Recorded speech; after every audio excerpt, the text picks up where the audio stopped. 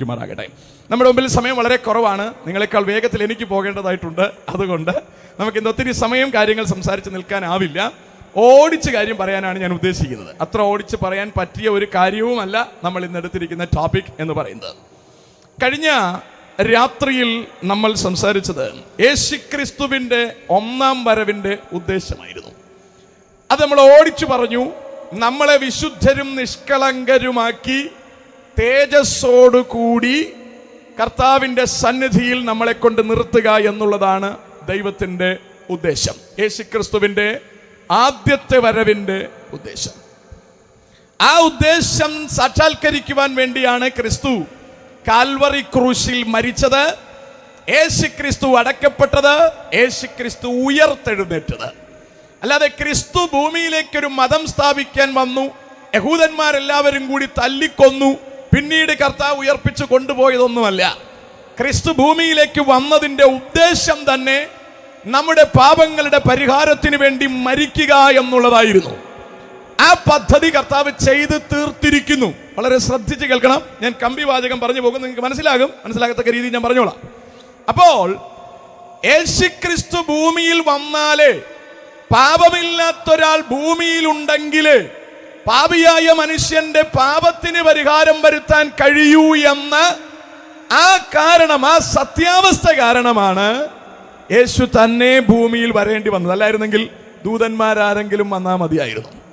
സ്തോത്രം. മനസ്സിലുണ്ടോ? ദൂതന്മാർ വന്നാൽ നടക്കുകയില്ല എന്നുള്ള ഗൗരവമായ കാര്യം ക്രിസ്തു വന്നാലേ നടക്കൂ എന്നതുകൊണ്ടാണ് ക്രിസ്തു വന്നത്. അല്ലാതെ കൊച്ചു കാര്യം എന്തെങ്കിലും ആയിരുന്നു, പിശാചിനെ അടിക്കാനായിരുന്നെങ്കിൽ യേശു വരേണ്ട കാര്യമില്ല. പിശാചിനെ ഫൈനൽ റൗണ്ട് അടിക്കുന്നത് വെളിപ്പാട് പുസ്തകം 12-ാം അധ്യായം 7 മുതൽ 1-2 വാക്യം ഒന്ന് വായിക്കാവോ? എന്നെ സ്വീകരിച്ച് കൊണ്ടുവരികയും എന്നെ കൊണ്ട് താമസിപ്പിക്കുകയും ചെയ്ത സോദരൻ ജോസജാനെ കുറിച്ചും കുടുംബത്തെക്കുറിച്ചും ഞാൻ ഒന്നും പറഞ്ഞില്ല. വളരെ സന്തോഷത്തോടു കൂടി എന്നെ സ്വീകരിച്ച് അവിടെ കൊണ്ടുവരികയും 2 ദിവസം എനിക്ക് ആവശ്യമായ എല്ലാ സൗകര്യങ്ങളും ചെയ്തു തന്ന പ്രിയ ദൈവദാസനെ ആൻറ്റിക്കൊക്കെ വിശേഷാൽ പിന്നെ സ്നേഹവന്ദനം അറിയിക്കുന്നു. ദൈവം അനുഗ്രഹിക്കുമാറായിട്ട്. എനിക്ക് ഇതിങ്ങനെ വിട്ടുപോകാൻ കാരണം എൻ്റെ ടൈമിൻ്റെ ഒരു പ്രശ്നമാണ്. സ്തോത്രം. എല്ലാവരെയും ദൈവം അനുഗ്രഹിക്കട്ടെ. വായിച്ചോളൂ വെളിപ്പാട് പുസ്തകം 12-ാം അധ്യായം 7-ാം വാക്യം. പിന്നെ സ്വർഗത്തിൽ യുദ്ധമുണ്ടായി. മിഖായേലും അവന്റെ ദൂതന്മാരും മഹാസർപ്പത്തോട് പടവെട്ടി. അതാണ് സാക്ഷാൽ ലൂസിഫർ മഹാസർപ്പത്തോട് പടവെട്ടി. തന്റെ ദൂതന്മാരുമായി മഹാസർപ്പവും പടവെട്ടി ജയിച്ചില്ല താനും. കണ്ടോ? മഹാസർപ്പം തിരിച്ചു പടവെട്ടി ജയിച്ചില്ലെന്നേ ഉള്ളൂ. ഞാൻ പറഞ്ഞ അതിന്റെ അർത്ഥം മഹാസർപ്പം ഉഷാറായി യുദ്ധം ചെയ്യാൻ കഴിയുന്ന ആൾ തന്നെയാണ്. ആളിന്റെ തലയൊന്നും ചെതറിപ്പോയിട്ടില്ല. ആളിന് 7 തലയുണ്ട്. 7 തലയും വെച്ചും കൊണ്ട് ഈ പിശാച് ഇന്നും ആകാശത്തിൽ നിൽക്കുക തന്നെയാണ്. പിശാചിന്റെ തല തകർന്നു പോയി വാലിട്ടാണ് ഇങ്ങനെ ആക്കുന്നതെന്നൊന്നും ആരും ധരിക്കരുത്. 7 തലയും 10 കൊമ്പുമായി ഇന്നും മെയിൻ പിശാച് ആകാശത്തിൽ നിൽപ്പുണ്ട്.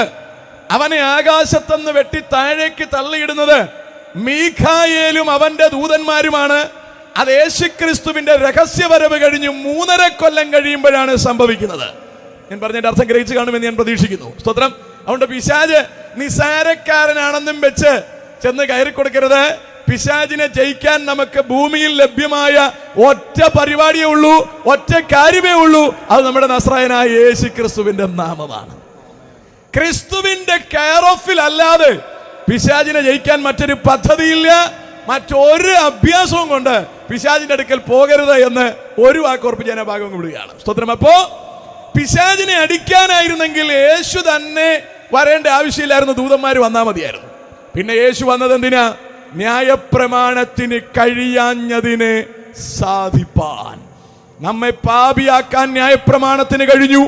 പാപത്തിൽ നിന്ന് നമ്മളെ മോചിപ്പാൻ ന്യായപ്രമാണത്തിന് കഴിയാതിരുന്നത് കൊണ്ട് നമ്മെ പാപത്തിൽ നിന്ന് മോചിക്കുവാൻ, നമുക്ക് വേണ്ടി മറുവില നൽകുവാൻ, നമുക്ക് വേണ്ടി ജീവന് നൽകുവാൻ ക്രിസ്തു ഭൂമിയിലേക്ക് ഇറങ്ങി വന്നു. നമുക്ക് വേണ്ടി മരിച്ചു, അടക്കപ്പെട്ടു, 3-ാം നാൾ ഉയർത്തെഴുന്നേറ്റു. ഇപ്പോഴും നമുക്ക് വേണ്ടി മഹിമയുടെ വലതുഭാഗത്ത് പക്ഷപാതവുമായി നിൽക്കുകയാണ്. ഞാൻ പറഞ്ഞ ഗ്രഹിക്കുന്നുണ്ടോ നിങ്ങൾ? യേശുവിന്റെ രക്ഷണ്യ പദ്ധതി അവസാനിച്ചിട്ടില്ല. ഇവിടെ ചില പള്ളിക്കാരൊക്കെ യേശുവിന്റെ കഷ്ടാനുഭവം ഒരാഴ്ചത്തെ പരിപാടിയാണ്. എനിക്ക് കൊണ്ട് 40 ദിവസത്തെ പരിപാടി ഉണ്ടെന്ന് തോന്നി. ഇറച്ചി മീനും മുട്ടയും തിന്നാതിരിക്കും, ബീഡി വലിക്കുകയില്ല, കള്ളു കുടിക്കുകയില്ല, എല്ലാം കൂടെ ചേർത്ത് 41ന്റെ അന്ന് ഒരൊറ്റ പിടിപ്പിലാണ്. സ്തോത്രം. അങ്ങനെ യേശു ക്രിസ്തുവിന്റെ കഷ്ടാനുഭവം കുറച്ച് ദിവസം കൊണ്ട് ചെയ്യാൻ പറ്റുന്ന ഒരു പരിപാടിയല്ല. യേശുവിന്റെ കഷ്ടാനുഭവം തുടങ്ങിയത് എന്നാണോ യേശു ക്രിസ്തു മാനവകുലത്തിന്റെ പാപപരിഹാരത്തിനായി മനുഷ്യവേഷമെടുത്ത് ഭൂമിയിലേക്ക് ഇറങ്ങേണ്ടി വരും എന്ന് സ്വർഗത്തിൽ തീരുമാനമായോ അന്ന് മുതൽ യേശുവിന്റെ കഷ്ടാനുഭവം ആരംഭിക്കുന്നു. അതെന്നാണ് അവസാനിക്കുന്നതെന്ന് ചോദിച്ചാൽ, യേശു ക്രിസ്തു തന്റെ രക്തത്താൽ വീണ്ടെടുക്കപ്പെട്ട തന്റെ സഭയുമായി എപ്പോഴാണോ സ്വർഗത്തിൽ പ്രസന്റ് ആവുന്നത്, അപ്പോഴേ കഷ്ടാനുഭവം അവസാനിക്കൂ. അതിന്റെ അർത്ഥം ഇന്ന് രാത്രിയിലും എന്റെയും നിങ്ങളുടെ വീണ്ടെടുപ്പിന് വേണ്ടിയുള്ള, നമ്മുടെ സ്വർഗത്തിലേക്ക് എത്താനുള്ള വിശുദ്ധിക്ക് വേണ്ടിയുള്ള പക്ഷപാതവുമായി നമ്മുടെ കർത്താവ് മഹിമയുടെ വലതു ഭാഗത്ത് നിൽക്കുകയാണ്. അതുകൊണ്ട് ക്രിസ്തുവിന്റെ കഷ്ടാനുഭവം അവസാനിച്ചിട്ടില്ല. ഇപ്പോഴും ക്രിസ്തു നമുക്ക് വേണ്ടി കഷ്ടം അനുഭവിച്ചു കൊണ്ടിരിക്കുക തന്നെയാണ്. ആ ക്രിസ്തു നമുക്ക് വേണ്ടി അനുഭവിക്കുന്ന, ഇപ്പൊ നമ്മുടെ അഡ്വക്കേറ്റ് ആയിട്ട് നിൽക്കുകയാണ്, നമുക്ക് വേണ്ടി വാദിച്ചുകൊണ്ട് നിൽക്കുകയാണ്. ഒരു ദിവസം ക്രിസ്തു നമ്മളെ സ്വീകരിച്ചുകൊണ്ട് സ്വർഗത്തിൽ എത്തിക്കഴിഞ്ഞാൽ അന്ന് ക്രിസ്തു ജഡ്ജിയായി മാറും, ന്യായാധിപനായി മാറും. അതോടുകൂടി ഈ രക്ഷണ്യ പദ്ധതി അവസാനിക്കുകയാണ്. സ്തോത്രം. ഇപ്പൊ ദൈവം, നമ്മുടെ കർത്താവ് നമ്മുടെ അഡ്വക്കേറ്റായി കൂടി സ്വർഗത്തിൽ വാദിച്ചു കൊണ്ടിരിക്കുകയാണ്. അപ്പോ യേശു വന്നതിന്റെ ഒന്നാം വരവിന്റെ ഉദ്ദേശമാണ് ഞാനിപ്പോ സംസാരിച്ച് ഏറെക്കുറെ കംപ്ലീറ്റ് ചെയ്തത്. ഇനി രണ്ടാം വരവിന്റെ ഉദ്ദേശത്തിലേക്ക് നമ്മൾ കടക്കാൻ പോവുകയാണ്. എബ്രായർക്ക് എഴുതിയ ലേഖനം 9-ാം അധ്യായം ഒടുവിലത്തെ 2 വാക്യങ്ങൾ ഇന്നലെ നമ്മൾ വായിച്ചത് തന്നെയാണ്. 26-27 തോന്നുന്നു, വായിക്കാം. അങ്ങനെയായാൽ ലോകസ്ഥാപനം മുതൽക്ക് അവൻ പലപ്പോഴും കഷ്ടമനുഭവിക്കേണ്ടിയിരുന്നു. വായിക്കാം. എന്നാൽ അവൻ ലോകാവസാനത്തിൽ സ്വന്തം യാഗം കൊണ്ട് പാപപരിഹാരം വരുത്തുവാൻ ഒരിക്കൽ പ്രത്യക്ഷനായി, ഒരിക്കൽ മരിക്കുകയും പിന്നെ ന്യായവിധിയും മനുഷ്യർക്ക് നിയമിച്ചിരിക്കുകയാൽ, പറഞ്ഞു ഒരിക്കൽ മരിക്കണം, അടുത്ത ന്യായവിധി മനുഷ്യർക്ക് നിയമിച്ചിരിക്കയാൽ ക്രിസ്തുവും അങ്ങനെ തന്നെ അനേകരുടെ പാപങ്ങളെ ചുമപ്പാൻ. കണ്ടോ, ന്യായവിധിയിലേക്ക് പോകുന്ന മാനവകുലത്തിന്റെ പാപങ്ങളെ ചുമപ്പാൻ ഒരിക്കൽ അർപ്പിക്കപ്പെട്ടു എന്ന് പറഞ്ഞാൽ ഒരിക്കൽ യേശു ക്രിസ്തു യാഗമായി മാറി. അടുത്ത് തനിക്കായി കാത്തു നിൽക്കുന്നവരുടെ ഇനി അടുത്ത വരവിന്റെ ഉദ്ദേശമാണ് പറയുന്നത്. തനിക്കായി കാത്തു നിൽക്കുന്നവരുടെ പ്രത്യക്ഷതയ്ക്കായി അവൻ പാപം കൂടാതെ രണ്ടാമത് പ്രത്യക്ഷനാകും. യേശു ഇനി വരാൻ പോകുന്നത് തനിക്കായി കാത്തു നിൽക്കുന്നവരെ ചേർക്കാനാണ്. എത്ര മനോഹരമാണെന്ന് ആലോചിച്ച് നോക്കൂ. യേശു ക്രിസ്തുവിന്റെ രണ്ടാം വരവിന് ഒരുപാട് ഉദ്ദേശമുണ്ട്. രണ്ടാം വരവിന്റെ പ്രധാന ഉദ്ദേശം തനിക്കായി കാത്തു നിൽക്കുന്ന ദൈവജനത്തെ സ്വീകരിച്ച് സ്വർഗത്തിലേക്ക് കൊണ്ടുപോകാൻ വേണ്ടിയാണ്. അതിന്റെ വിശദീകരണം ഞാൻ ഏറ്റവും ഒടുവിലത്തെ ഒരു 10-15 മിനിറ്റ് കൊണ്ട് സംസാരിക്കാം. എനിക്കതിന്റെ മറുഭാഗമാണ് സംസാരിക്കുവാൻ ആവേശമുള്ളത്. യേശുക്രിസ്തു വരുമ്പോൾ യേശുക്രിസ്തുവിന്റെ വരവിന് ഇനി 2 ആമുഖങ്ങളാണുള്ളത്, 2 ഫേസ് ആണുള്ളത്. ഒന്ന്, യേശുക്രിസ്തു മധ്യാകാശത്തിൽ വരും. 2, യേശുക്രിസ്തു ഒലിവുമലയിൽ വരും.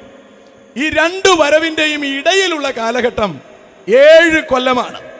നമ്മൾ നനയ്ക്കാത്ത നാഴികയിൽ, ഏത് സമയത്ത് വേണോ, നനയ്ക്കാത്ത നാഴിക എന്ന് പറയുമ്പോൾ എനിക്ക് തോന്നുന്നു ഇതൊക്കെയാണ് കറക്റ്റ് സമയം. കാരണം നമ്മൾ ആരും യേശുവിന്റെ വരവിനെ പ്രതീക്ഷിക്കുന്നില്ല. നമ്മളെല്ലാവരും പ്രതീക്ഷിച്ചിരിക്കുന്ന വേറൊരുപാട് കാര്യങ്ങളുണ്ട്. വസ്തു മേടിക്കണം, കാർ മേടിക്കണം, വീട് വെക്കണം, കല്യാണം കഴിക്കണം, പിള്ളേര് ജനിക്കണം, പിള്ളേരെ വിദേശത്ത് വിടണം, അവരെ പഠിപ്പിച്ച് വലുതാക്കണം, പിന്നെ ഒരുപാട് സ്വപ്നങ്ങളുമായിട്ടാണ് നമ്മളെല്ലാവരും ഭൂമിയിൽ ഇരിക്കുന്നത്. ആ സ്വപ്നങ്ങളുടെ സാക്ഷാത്കാരത്തിന് വേണ്ടി നമ്മൾ ഇങ്ങനെ ഉപവാസവും പ്രാർത്ഥനയുമായിട്ടിരിക്കുകയാണ്. അതുകൊണ്ട് വാസ്തവത്തിൽ യേശുവിന്റെ വരവിനെ പ്രതീക്ഷിക്കാത്തൊരു ജനമുണ്ടെങ്കിൽ അത് ഈ കാലഘട്ടത്തിലാണ്. ശരിയല്ലേ? ഉണ്ടാതിരിക്കുന്നുണ്ടോ? അതെ, കാരണം നമുക്ക് 100 കാര്യങ്ങളാ. ഇവിടെ ഞാനിപ്പോ ഇവിടെ നിങ്ങൾ അനുഗ്രഹിക്കപ്പെടാൻ പോവാണ്, റബ്ബറിന് വില കൂടാൻ പോവാണെന്നൊക്കെ പറഞ്ഞാൽ നിങ്ങളിപ്പോ ഉഷാറായിട്ട് ആത്മനിറവിൽ നിൽക്കും. നിങ്ങളിപ്പോ ഒരു ഇതുമില്ലാതെ ഇങ്ങനെ എന്നെ തുറച്ചു നോക്കിക്കൊണ്ടിരിക്കുന്നത് ഇയാൾ ഇതെന്തോ പറയുന്നതെന്നും വെച്ചിട്ടാണ്. സ്വതന്ത്രം. നമ്മൾ ഈ വചനത്തിൽ പറഞ്ഞത് പറയുമ്പോൾ ഇങ്ങനെ ഒരു മനപ്രയാസം സ്വാഭാവികമായിട്ടും ഉണ്ടാകും. Price the Lord. ഇനി തമിഴിൽ പറഞ്ഞാലേ നിങ്ങൾ ഓളം വെക്കുള്ളൂ എന്ന് എനിക്ക് അറിയത്തില്ല. ദാനിയേൽ പാസ്റ്റർ തമിഴിൽ 2 വർത്തമാനം പറഞ്ഞപ്പോൾ നിങ്ങളെല്ലാം അങ്ങ് ചാർജായി അല്ലേ? എനിക്ക് അങ്ങനെ അങ്ങോട്ട് പിടിയില്ല, കുറച്ച് ശ്രമിക്കാന്നേ ഉള്ളൂ. സ്വത്രം അല്ലേ? സ്വത്രം. എനിവേ, ഇപ്പൊ ഞാൻ പറഞ്ഞ മനസ്സിലാകുന്നുണ്ടോ നിങ്ങൾക്ക്? നമുക്ക് ഈ വചനത്തിലെ സത്യാവസ്ഥ തിരിച്ചറിയണം. നമുക്ക് ഭൂമിയിൽ ആവശ്യമായത് മുഴുവൻ കർത്താവ് തരാൻ തയ്യാറാണ്. പക്ഷെ ഒരു പ്രശ്നം, നമ്മൾ ഇതെല്ലാം കൂടെ മേടിച്ച് നാളെ മരിച്ചു പോവുകയാണെങ്കിൽ ഈ കിട്ടിയത് കൊണ്ട് എന്താണ് പ്രയോജനം? ഇതെല്ലാം ഇവിടെ ഇട്ടിട്ട് പോകാനേ പറ്റത്തുള്ളൂ. ഒരു മൊട്ടുപിന്ന് പോലും കൊണ്ടുപോകാൻ പറ്റത്തില്ല, ഒരു ബാഗ് പോലും കൊണ്ടുപോകാൻ നിവർത്തിയില്ല.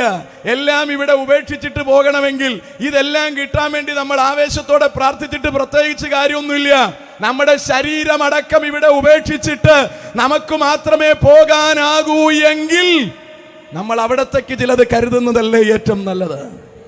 ഇവിടത്തേക്ക് ആവശ്യമുള്ളത് മുഴുവൻ ദൈവം കരുതിക്കോളാന്നാ പറഞ്ഞേ.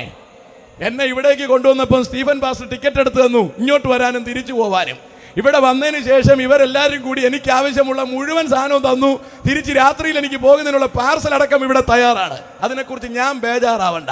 ഞാൻ എന്നെ ഇവിടെ കൊണ്ടുവന്ന് ഏൽപ്പിച്ച ജോലി മാത്രം ഞാൻ ചെയ്താൽ മതി. ഞാൻ പറഞ്ഞ മനസ്സിലാവുന്നുണ്ടോ? ഇത് തന്നെയാണ് നമ്മുടെ ഭൂമിയിലെ പരിപാടി. നമ്മുടെ കർത്താവ് നമുക്ക് ഭൂമിയിൽ നമ്മൾ നിൽക്കുമ്പോൾ നമുക്ക് ആവശ്യമായത് മുഴുവൻ തരാൻ നമ്മുടെ കർത്താവിന് അറിയാം. നമുക്ക് വസ്ത്രം തരണമെന്ന് നമ്മുടെ പിതാവിനറിയാം. നമുക്ക് ആഹാരം തരണമെന്ന് നമ്മുടെ പിതാവിനറിയാം. നമ്മുടെ ജീവനും ഭക്തിക്കും വേണ്ടുന്നത് മുഴുവൻ അവൻ ദാനം ചെയ്തിട്ടുണ്ടെങ്കിൽ നമ്മുടെ ശരീരത്തിനുള്ളതും നമ്മുടെ കർത്താവ് തരും. അതിനെക്കുറിച്ച് നമ്മൾ ബേജാറാവണ്ട, അതിനെക്കുറിച്ച് ഒരുപാട് ആകുലപ്പെടണ്ട. നമ്മൾ ആകുലപ്പെടേണ്ടത് ഇവിടം വിട്ട് നമ്മൾ പോകുമ്പോൾ നിത്യത നഷ്ടപ്പെടാതെ, നിത്യജീവൻ നഷ്ടപ്പെടാതെ അതിനെയും കൊണ്ട് വേണം നമ്മൾ അക്കരയ്ക്ക് പോകാൻ. ബാക്കിയെല്ലാം ഇവിടെ കളയാനുള്ള സാധനങ്ങളാ.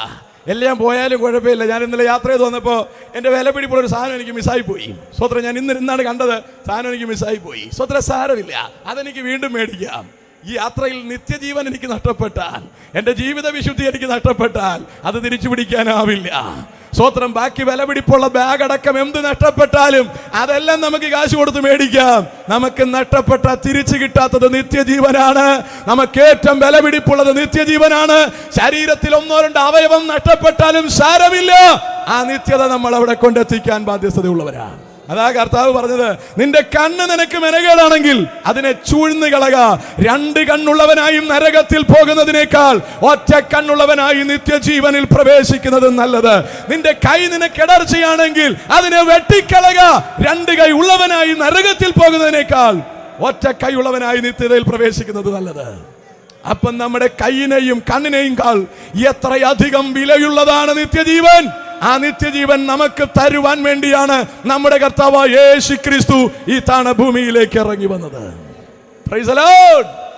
എത്ര വലിയ സ്നേഹമാണ് കർത്താവ് നമ്മളോട് കാണിച്ചിരിക്കുന്നതെന്ന് തിരുവഴുത്തിന്റെ ആഴം പഠിച്ചാൽ നമുക്ക് മനസ്സിലാവും. അപ്പോൾ യേശു വന്നതിന്റെ ഉദ്ദേശം നമ്മളെ രക്ഷിക്കാനാ.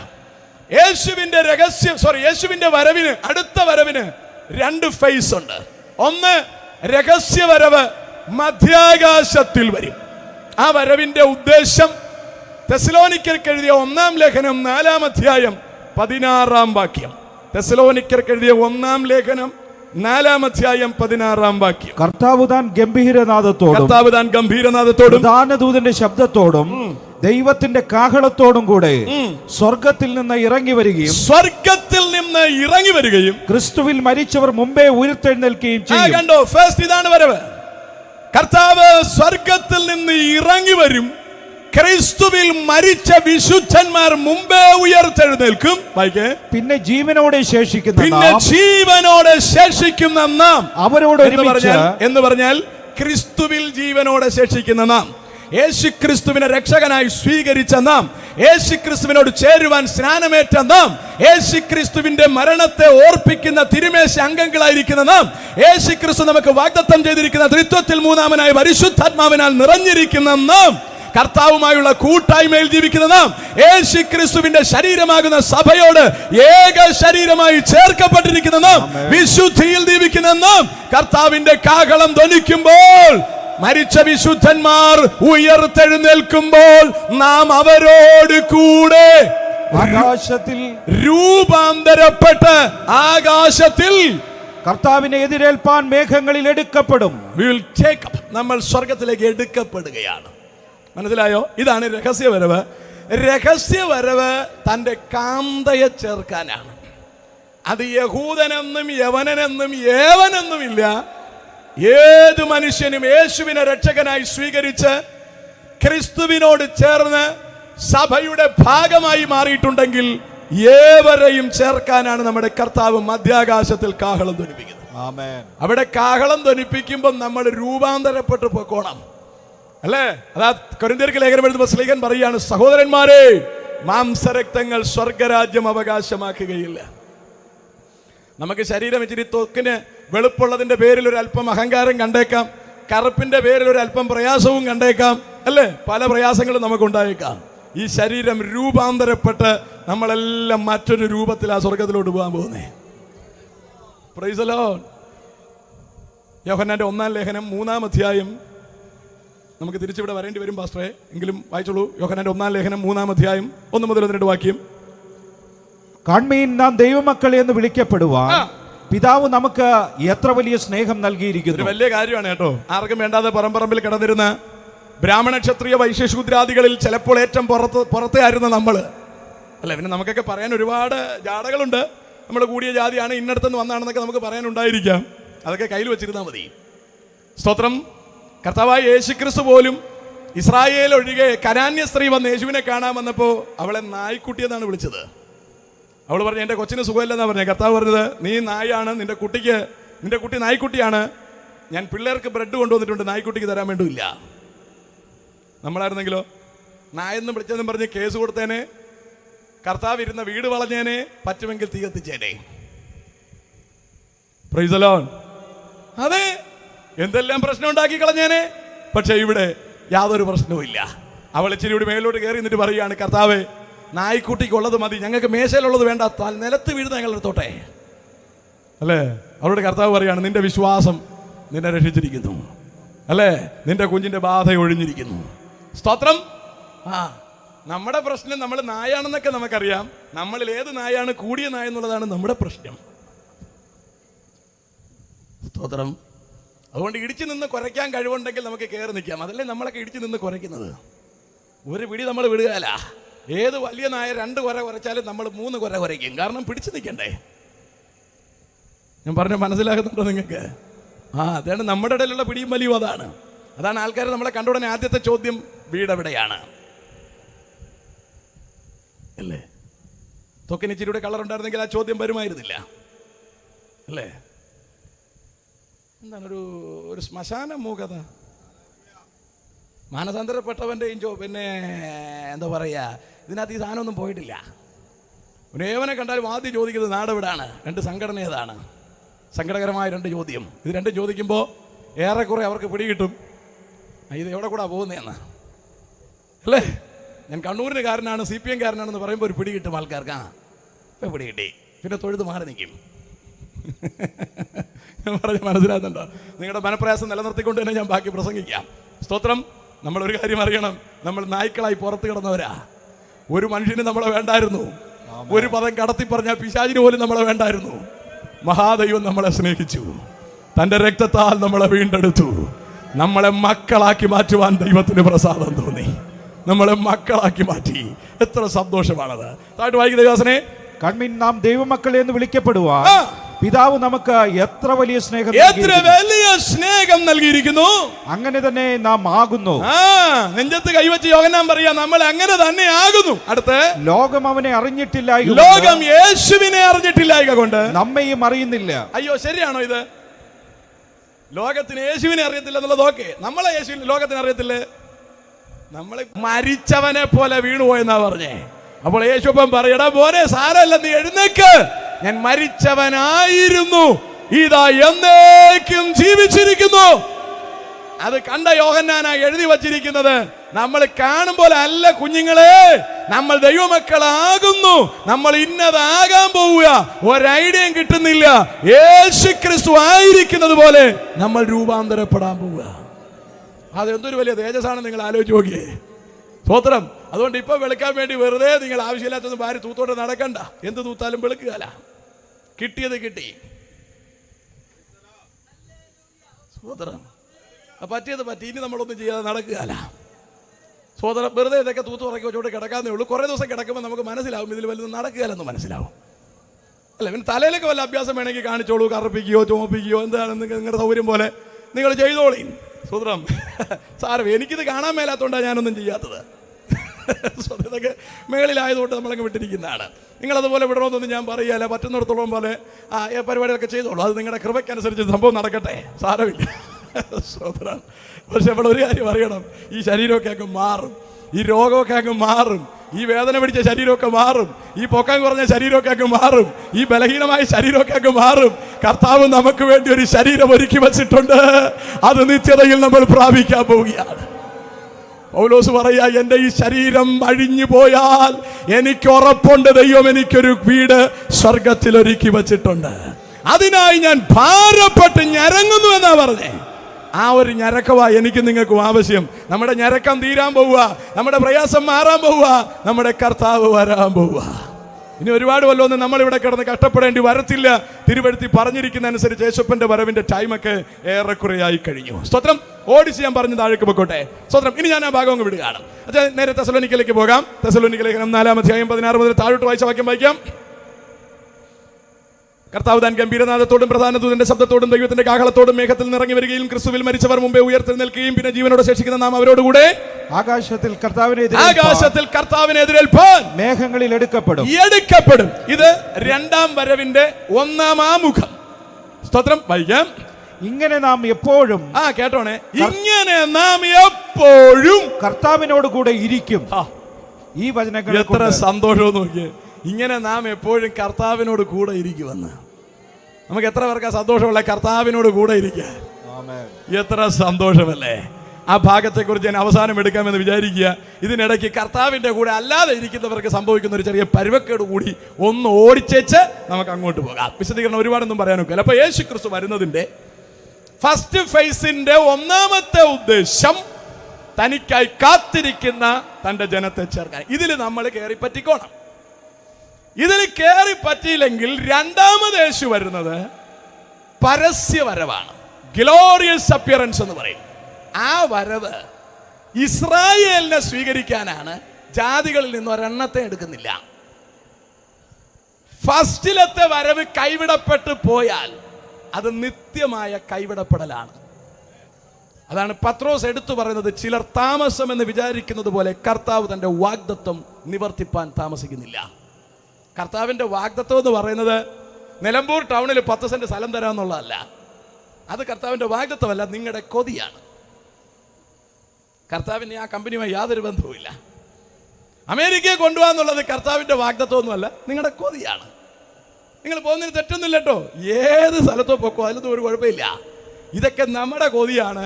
കർത്താവിന് നമ്മളെ കൊണ്ടുപോകാന്ന് പറഞ്ഞത്, ഞാൻ നിങ്ങൾക്ക് സ്ഥലം ഒരുക്കുവാൻ പോകുന്നു. എവിടെ? ഞാൻ ഒരുക്കിയിട്ട് വന്ന് നിങ്ങളെ ചേർത്തോളാം എൻ്റെ സ്ഥലത്തോട്ട്.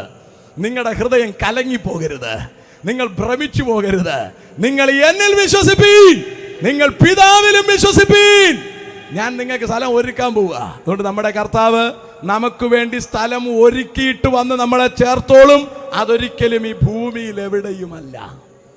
അതുകൊണ്ട് ഭൂമിയിൽ എവിടെയെങ്കിലും കിട്ടുമെന്ന് വാഗ്ദത്തോ ദൂതൊക്കെ ഉണ്ടെങ്കിൽ അതെല്ലാം നമ്മുടെ കൊതിയാണ്. നിങ്ങൾ മേടിച്ചോളി, ഒരു കുഴപ്പമില്ല. ലോൺ എടുത്ത് മേടിക്കുകയോ എന്തെടുത്ത് വേണോ നിങ്ങൾ മേടിച്ചോ, ഒരു കുഴപ്പമില്ല. ഒരു കാര്യം തിരിച്ചറിയണം, ആ വാഗ്ദത്ത ഭൂമി ഇവിടെ ഇട്ടിട്ടേ പോക്ക് നടക്കൂ. പോകാൻ ഉദ്ദേശിക്കുന്നെങ്കിൽ കർത്താവേ വാഗ്ദത്തം പറഞ്ഞത് മേടിച്ചിട്ടു, ഒരു വീട് കൂടി നീ വാഗ്ദത്തം പറഞ്ഞിട്ടുണ്ട്, ഇത് വെക്കുകയും വേണം. വെച്ച് കഴിയുമ്പം പറയും ഇവിടെ കിടക്കണം. ഇതിനിടയ്ക്ക് കർത്താവ് വരാൻ നോക്കിയാൽ നിങ്ങൾ കൊന്നുകളഞ്ഞാൽ പിടിവിടുകയല്ല. ആ സ്ഥിതിക്ക് കർത്താവിനെ നിങ്ങളെ എടുക്കാൻ വേണ്ടി വെയിറ്റ് ചെയ്യാനും പറ്റില്ല. ഞാൻ പറഞ്ഞ മനസ്സിലാവുന്നുണ്ടോ? അതുകൊണ്ട് വരുന്നിടത്ത് വെച്ച് കാണാമെന്ന് വെച്ച് മുമ്പിലോട്ട് പോവുക. സ്ഥലം തരുന്നേ മേടിച്ചോ, വിൽക്കേണ്ടി വന്നാൽ വിറ്റോ, ഇതൊന്നും വിഷയമല്ല. ഇവിടെ സ്വന്തമായിട്ട് വീടുണ്ടോ, സ്വന്തമായിട്ട് വീടില്ലേ, സ്വന്തമായിട്ട് കാറുണ്ടോ, കാറിൽ, ഇതൊന്നും കുറിച്ച് ഒന്നും ബേജാറാവണ്ട. നമുക്ക് അക്കരെ നാട്ടിൽ പോകണം. എത്രയും വേഗം നമ്മളിവിടെ നിന്ന് പോകേണ്ടി വരും. ഫാസ്റ്റായിട്ട് റെഡിയാക്കണം. 2100 വരെ നിൽക്കേണ്ട ആരും ഇന്നിവിടെ വന്നിട്ടില്ല. 2100 വരെ എന്ന് പറഞ്ഞാൽ ഇനി 77 കൊല്ലം കൂടെ നിൽക്കേണ്ട ആരും ഇവിടെ വന്നിട്ടില്ല. അങ്ങനെങ്കിൽ എത്ര സന്തോഷമാണെന്ന് നോക്കൂ. 20 30 കൊല്ലത്തേക്കുള്ളവരാണ് ഇവിടെ ഇരിക്കുന്ന ഏറിയ പങ്കാൾക്കാരും. എത്രയും വേഗം നമ്മൾ പോകാൻ പോവുക. നിങ്ങൾക്ക് മനപ്രയാസം ഉണ്ടെന്ന് എനിക്കറിയാം. നിങ്ങൾക്ക് മനപ്രയാസം വരുന്നെങ്കിൽ അതിൻ്റെ കാരണം പോകാനുള്ള സ്ഥലത്തെക്കുറിച്ചുള്ള പ്രത്യാശ ഇല്ലാത്തതുകൊണ്ടാണ്. ആ സ്ഥലത്തെക്കുറിച്ച് ഇപ്പം ഞാൻ പറയുക, നിങ്ങൾക്ക് 10 കൊല്ലത്തിനകത്ത് ഇവിടെ ഇരിക്കുന്ന ഒരെണ്ണം ഇല്ലാതെല്ലാം അമേരിക്കയിൽ പോകാൻ പോകുന്നെന്ന് പറഞ്ഞാൽ നിങ്ങൾ ഇതല്ലായിരിക്കും പുകില്. കസേരയുടെ പുറത്ത് കയറി നിന്ന് നിങ്ങൾ സ്വത്രം പറയും. നൃത്തം ചെയ്യാനും സാധ്യതയുണ്ട്. ഞാൻ ഇവിടെ നിന്ന് ചാടി പുറത്തേക്ക് ഇറങ്ങുമ്പോൾ പൈസ കൊണ്ട് എൻ്റെ ബാഗിലും വണ്ടിയിലും പോക്കറ്റിലും ഒക്കെ ഇട്ട് തരാനും സാധ്യതയുണ്ട്. ചത്തു എന്ന് പറഞ്ഞ സ്ഥിതിക്ക് തിരിഞ്ഞു നോക്കാനേ സാധ്യതയില്ല. പക്ഷേ നമ്മളൊന്നറിയണം, യാഥാർത്ഥ്യം നമ്മൾ എത്രയും വേഗം പോകാൻ പോവുകയാണ്. സ്തോത്രം. ഞാൻ ചുമ്മാ ഇരുന്ന് കണക്കൂട്ടി നോക്കാറുണ്ട്. എന്തായാലും ഞാൻ വന്നത്ര ദൂരം ഇനി യാത്ര ചെയ്യാനില്ല. ഏറെക്കുറെ യാത്ര ചെയ്ത് കഴിഞ്ഞു. ഇനി ഇച്ചിരി ദൂരം കൂടെ ഫ്രണ്ടിലോട്ട് പോകാനുള്ളൂ. ഞാൻ ഇങ്ങോട്ട് ഓടിച്ചു വന്ന വണ്ടി നോക്കിയപ്പോൾ ഇനി ലോ എന്നെഴുതി കാണിക്കുകയാണ്. എന്ന് പറഞ്ഞാൽ ഇനി കുറച്ചുകൂടെ ഓടുള്ളൂ. അതുപോലെ നമ്മുടെയൊക്കെ ഇൻഡിക്കേറ്ററിൽ വെറുതെ ഒന്ന് നോക്കിക്കോളൂ, എഴുതി കാണിക്കാൻ തുടങ്ങി. ലോ ഡിസ്റ്റൻസ്, കുറച്ച് ദൂരം കൂടെ ഉള്ളൂ, ഇനി ഒരുപാട് ഓടാനില്ല. അത്രയും ദൂരം കൂടെ വിശുദ്ധിയോടെ ഓടുക, അത്ര ദൂരം കൂടി വിജയത്തോടെ ഓടുക. നമ്മുടെ ഓട്ടം ഫിനിഷ് ചെയ്യാൻ പോവുകയാണ്. ഫിനിഷിംഗ് റേസിന്റെ ഫിനിഷിംഗിലേക്ക് എത്തിയിട്ട് പൗലോസ് പറയാം, ഞാൻ നല്ലപോലെ പൊരുതു, ഓട്ടം തികച്ചു, വിശ്വാസം കാത്തു, ഇനി നീതിയുടെ കിരീടം എനിക്കായി വച്ചിരിക്കുന്നു. എനിക്ക് മാത്രമല്ല, എൻ്റെ അവിടെ ഓടി എല്ലാവർക്കും കിട്ടാൻ പോവുകയാണെന്ന്. എത്ര സന്തോഷം ഇത്! ഇത്ര ഭാഗ്യം, ഇത്ര പ്രത്യാശയുള്ള ലോകത്തിൽ ഏതെങ്കിലും സംവിധാനം ഉണ്ടോ നോക്കിയേ. Price the Lord. അടുത്ത ഇലക്ഷൻ തപ്പി പിടിച്ചാലേ അവർക്ക് കയറാൻ പറ്റത്തുള്ളൂ. കയറാൻ പറ്റുമല്ലെന്ന് യാതൊരു പിടിയില്ല.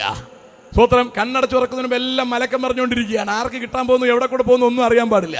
പക്ഷെ ഞങ്ങൾക്ക് വരാൻ പോകുന്ന ഗവൺമെന്റ് അസ്ഥിരമായൊരു ഗവൺമെന്റ് അല്ല.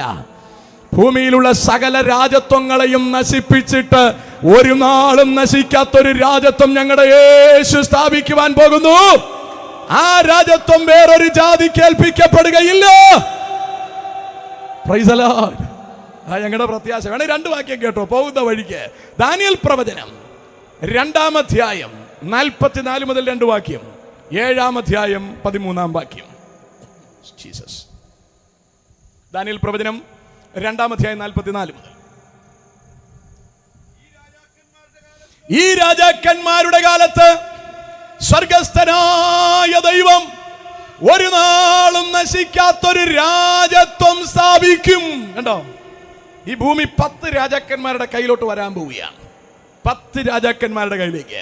അതിലൊന്ന് മോഡിയാണോ എന്ന് എനിക്കറിയില്ല. അതിനുള്ള മോഡി മൂപ്പർക്കുണ്ട്. സ്വതന്ത്രം. പഠിത്തമുണ്ടോ എന്ന് എനിക്കറിയില്ല.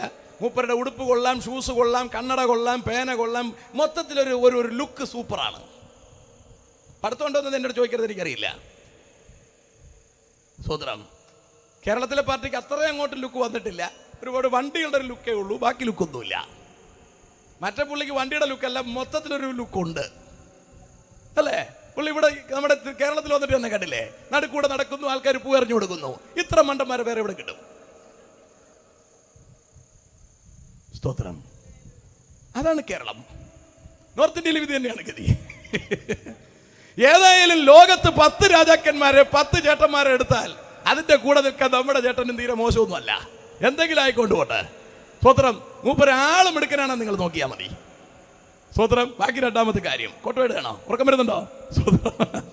കോട്ടുവായിട്ട് കാണിച്ചാൽ എനിക്ക് ഭയങ്കര ഇൻട്രസ്റ്റ് ആണ് പ്രസംഗിക്കാൻ. അതുകൊണ്ട് അങ്ങനെ ചെയ്യരുത്. എനിക്ക് പെട്ടെന്ന് നിർത്തണം, വീട്ടിൽ പോകേണ്ടതായിട്ടുണ്ട്. സ്തോത്രം. ഈ രാജാക്കന്മാരുടെ കാലത്ത് എന്ന് പറഞ്ഞാൽ ഏറ്റവും ഒടുവിൽ പ്രധാനപ്പെട്ട ഒരു നേതാവ് വരികയും അതിന്റെ താഴെ ഒരു 10 രാജാക്കന്മാരും കാണും. ആ 10 രാജാക്കന്മാരിൽ ലോകം ഭരിക്കുന്ന കാലം സ്വർഗസ്ഥനായ ദൈവം ഒരു നാളും നശിക്കാത്തൊരു രാജത്വം ഈ ഭൂമി സ്ഥാപിക്കാൻ പോവുക. ഇനി കേട്ടോ വൈകച്ച, ആ രാജത്വം വേറെ ഒരു ജാതിക്ക് ഏൽപ്പിക്കപ്പെടുകയില്ല. അടുത്ത് അത് ഈ രാജത്വങ്ങളെ ഒക്കെയും നശിപ്പിച്ച് എന്നേക്കും നിലനിൽക്കുകയും ചെയ്യും. നമ്മുടെ യേശുപ്പന്റെ രാജത്വം എന്നേക്കും നിലനിൽക്കുന്നത് സ്ഥാപിക്കാൻ പോവുക. അതാ ഞങ്ങളൊക്കെ ഭയങ്കര സന്തോഷത്തിലിരിക്കുന്നത് അല്ലേ? നമുക്കിവിടെ 5 കൊല്ലത്തേക്കോ 3 കൊല്ലത്തേക്കോ വരുന്ന തൂക്ക് മന്ത്രിസഭയുടെ പുറകെ നടക്കാനൊന്നും നമുക്ക് നേരമില്ല. അവർ വീട് വെച്ച് തരാമെന്നും കക്കൂസ് വെച്ച് തരാമെന്നും പറമ്പ് കടിച്ചു തരാമെന്നും ഇതൊന്നും നമ്മുടെ വിഷയത്തിൽപ്പെട്ടതല്ല. നമുക്ക് വേണ്ടി കർത്താവ് ഒരുക്കിയിരിക്കുന്ന രാജ്യം എന്നേക്കും നിലനിൽക്കുന്ന നിത്യരാജ്യമാണ്. അതിന്റെ മക്കളാകാൻ നമ്മളെ തെരഞ്ഞെടുത്തത് ദൈവത്തിന്റെ മഹാകൃപയാണ്. ആർക്കും വേണ്ടാതിരുന്നിടത്ത് ദൈവം തന്റെ കൃപ നമ്മുടെ മേൽ ചെലുത്തി നമ്മളെ ദൈവമക്കളാക്കി മാറ്റിയിരിക്കുന്നു. Price the Lord. അപ്പൊ ദൈവം നമ്മൾ കർത്താവിനോട് കൂടെ ഇരിക്കുമെന്നാ പറഞ്ഞേ. അതിന്റെ ബാക്കി വിശദീകരണം ഞാൻ ഏറ്റവും ഒടുവിൽ പറയാം. കാരണം ഒടുവിൽ പ്രത്യാശയുടെ വാക്ക് പറഞ്ഞ് അവസാനിപ്പിക്കാനുള്ളത് കൊണ്ട് ഞാൻ ഒടുവിൽ അത് പറയാം. ഇനി തെസ്സലോനിക്കർക്ക് എഴുതിയ 1-ാം ലേഖനം തന്നെ 1-ാം അധ്യായം 6 മുതൽ 1-2 വാക്യം വായിക്കാം. 1 Thessalonians chapter 1 verse 6 following. Thank you Jesus. ബഹുകഷ്ടം സഹിക്കേണ്ടി വന്നിട്ടും നിങ്ങൾ പരിശുദ്ധാത്മാവിന്റെ സന്തോഷത്തോടെ വചനം കൈക്കൊണ്ടു ഞങ്ങൾക്കും കർത്താവിനും അനുകാരികളായി തീർന്നു. അങ്ങനെ നിങ്ങൾ മക്കദോനിയിലും 6-ാം വാക്യം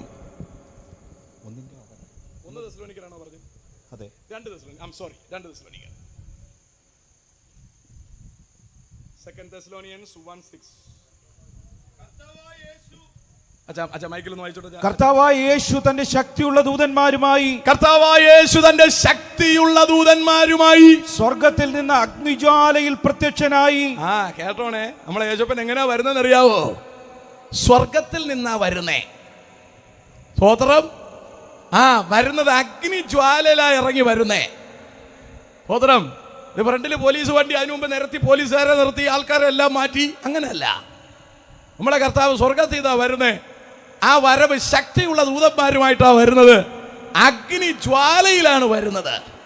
കണ്ടോ? എന്റെ വിശദീകരണം കണ്ടോ? എത്ര സന്തോഷം നോക്കിയേ. വായിക്കാം. ദൈവത്തെ അറിയാത്തവർക്കും, കേട്ടോണേ, ദൈവത്തെ അറിയാത്തവർക്കും നമ്മുടെ കർത്താവായ യേശുവിന്റെ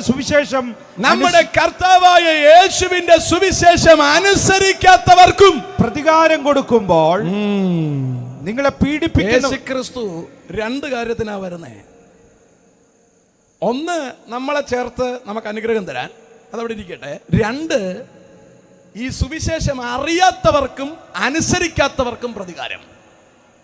ഇതിനാ നമ്മൾ നാട് നീളെ ഓടി നടന്ന് സുവിശേഷം പറയുന്നത്. ആരും അറിയാതിരിക്കരുത്. അവർക്ക് അറിയാതെ ന്യായവിധി ഉണ്ടായാൽ അതിന്റെ ഉത്തരവാദി നമ്മളും കൂടെയാണ്. Praise the Lord. ആമേൻ. എനിക്ക് ഏറ്റവും സന്തോഷം തോന്നി, ജോസ്റ്റനെ കണ്ടിട്ട് എനിക്ക് സന്തോഷം തോന്നിയത്, രക്ഷിക്കപ്പെട്ട് 3-ാമത്തെ ആഴ്ച തൊട്ട് ഇറങ്ങി പ്രസംഗിക്കാൻ തുടങ്ങിയിരിക്കുകയാണ്. പരസ്യവും നടക്കാൻ തുടങ്ങിയിരിക്കുകയാണ്, അല്ലേ? ദാനിയൽ പാസ്റ്ററൊക്കെ ഉണ്ട്, ടീമുകൾ എല്ലാവരും കൂടെ ചേർന്ന് തെക്ക് വടക്ക് നാട് നീളെ പ്രസംഗമാണ്. എന്റെ ലൈറ്റ് എല്ലാം ഇവർ ഉണ്ടാക്കി വെച്ചിരിക്കുന്നതാണ്. ഈ ലൈറ്റ്, ജനറേറ്റർ, സാധനമെല്ലാം. എന്താ പരിപാടി? നാട് നീളെ നടന്ന് യേശുവിനെ കുറിച്ച് വിളിച്ചു പറയുക, രക്ഷയെ കുറിച്ച് വിളിച്ചു പറയുക, സുവിശേഷത്തെ കുറിച്ച് വിളിച്ചു പറയുക. എന്താ കാര്യം? ഈ സുവിശേഷം അറിഞ്ഞില്ലെങ്കിൽ അറിയാത്തവന് ന്യായവിധി ഉണ്ട്. ഇപ്പൊ നമ്മളിവിടെ അറിയിച്ചോണ്ടിരിക്കുക, നിങ്ങൾ അറിഞ്ഞോണ്ടിരിക്കുക.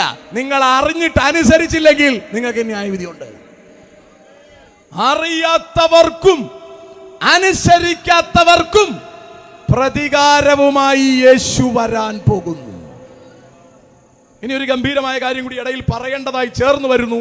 യേശു ഭൂമിയിൽ വന്നതിന്റെ പ്രധാനോദ്ദേശം. യെശയ്യാ പ്രവചനം 61-ാം അധ്യായം 1-2 വാക്യങ്ങൾ വേഗത്തിൽ വായിക്കാം. പെട്ടെന്ന് പോട്ടെ. ജീസസ്. എളിയവരോട് സദ്വർത്തമാനം ഘോഷിപ്പാൻ, യഹോവ എന്നെ അഭിഷേകം ചെയ്തിരിക്കൊണ്ട്. യേശു വന്നതിന്റെ ഉദ്ദേശം സദ്വർത്തമാനം അറിയിക്കാനാ. ആ പണിയാ ഇപ്പൊ നമ്മൾ ചെയ്യുന്നത്. നമ്മളെ ഏൽപ്പിച്ചിരിക്കുക. എന്നിൽ വിശ്വസിക്കുന്നവൻ ഇത് ചെയ്യണമെന്ന് പറഞ്ഞിരിക്കുക.